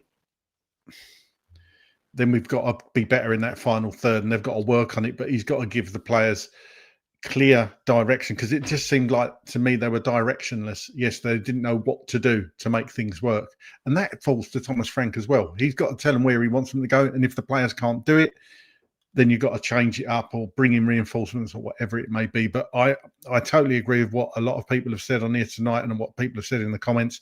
I don't think our forward line is strong enough, and if your front line isn't strong enough, you're not going to score the goals. It's funny. I think the fan base is often divided about things. A lot of opinions, but I think the fan base is very united in terms of we all agree that the front line, there are issues and it isn't good enough, and the lack of creativity is a big problem right now. What we probably haven't spoken about enough tonight is the fact that when Dominic Solanke comes back, that could be a real difference. They haven't wanted to rush him back. Thomas Frank has confirmed in a press conference that he will return after the international break. He was also asked a question about, could he and would he be available to start straight after the international break? And Thomas Frank replied with, no, he'd probably come off the sub bench. But that would be a great addition again to the squad, Craig, wouldn't it? Because, so far in Thomas Frank's reign, he hasn't played a single minute of competitive football for us. And that's been an issue. It has, but I'll say it again, and we've said it many times. Centre forwards need to work on service, and if Dominic Solanke's not getting the service, he's not going to score the goals. We've seen him drop deep. We've seen what his work rate is like under the Ange system, anyway, and we all praised him for that. But if he's not getting the crosses in the box, if he's not getting the passes played through to him on the end of those runs, then he's not going to score goals. I don't think Solanke on his own is going to improve things massively. You could argue if Kulusevski and Solanke come back, then that certainly gives us two quality players. And I do think we've missed Maddison. I do. But Maddison's going to be out till the end of the season, if not till next season. So there's a long way to go. And I think definitely Solanke and Kulu is going to be a massive boost, like getting two new signings essentially for Thomas Frank to put out there and play with. But ultimately, a lot of other things have got to be put right as well. And that's the forward momentum. It just seems to be too slow, too methodical, too sideways and backwards. Oscar says here, no, Solanke is overrated. Will says Kulu will make a difference. A fit Kulusevski, that is. Dave from New Zealand says getting Solanke and Kulusevski back will make the boys a heap of confidence, or give the heap of confidence. And then there's another comment here. You don't need great players to beat Wolves, Bodo Glimt and Monaco. Can someone explain those tactics? I'll tell you what, we've had so many interesting comments and questions in the comments today, which I thank you all for on Facebook, X and YouTube. I will try and read out a lot more in future fan shows, because I always love hearing from you guys, telling us how you feel and getting things off your chest as well. And we want you to be a part of this show. If you would just like to write comments, that's absolutely fine. We'll read out as many as possible and discuss them. Or if you would like to come on to talk to me and Craig, or whoever's on at the time, you're very, very welcome. Everyone is welcome on this channel to, so you can give your thoughts and feelings about how you're all feeling right now as a Spurs fan, our performances, Thomas Frank, etc. So just send me an email, tottenhamfanchris@gmail.com. Craig, thank you so much for the 2.5 hours therapy this evening. Are you feeling a little bit better than when we started? No, but I would say it's probably He's grumpy, isn't he? I would probably say not even 1%. No, I would probably say what's quite nice is that a lot of people seem to be feeling the same way I feel, and probably the same way you feel as well. So it's improvements needed, I think, was the overriding thing that's come out tonight's show for me. As Craig said, it's great to hear how you guys feel, and I think a lot of people feel exactly the same right now. But we've had some very level-headed guests on, and we've had some very level-headed comments in saying, give Thomas Frank time. Hopefully things will change. Hopefully things will become more entertaining. And hopefully, Craig, you and I will be talking about 2 wins this week, one in the Champions League, one in the Premier League, because it's a big week ahead. Entertainment factor is an absolute must. 2 wins are an absolute must. And let's hope that we're all smiling going into the international break. Thanks for watching, everyone. Thanks for listening, as always. Thanks so much for the incredible support. A big thank you to all of you who do subscribe. Over 195,000 of you subscribe to this channel right now, which is unbelievable numbers. So thank you so much for all of your incredible support, as always. Enjoy your week, and we will see you on Tuesday for the Spurs Chat podcast after the Copenhagen Champions League game. Stay safe and well. Come on, you Spurs.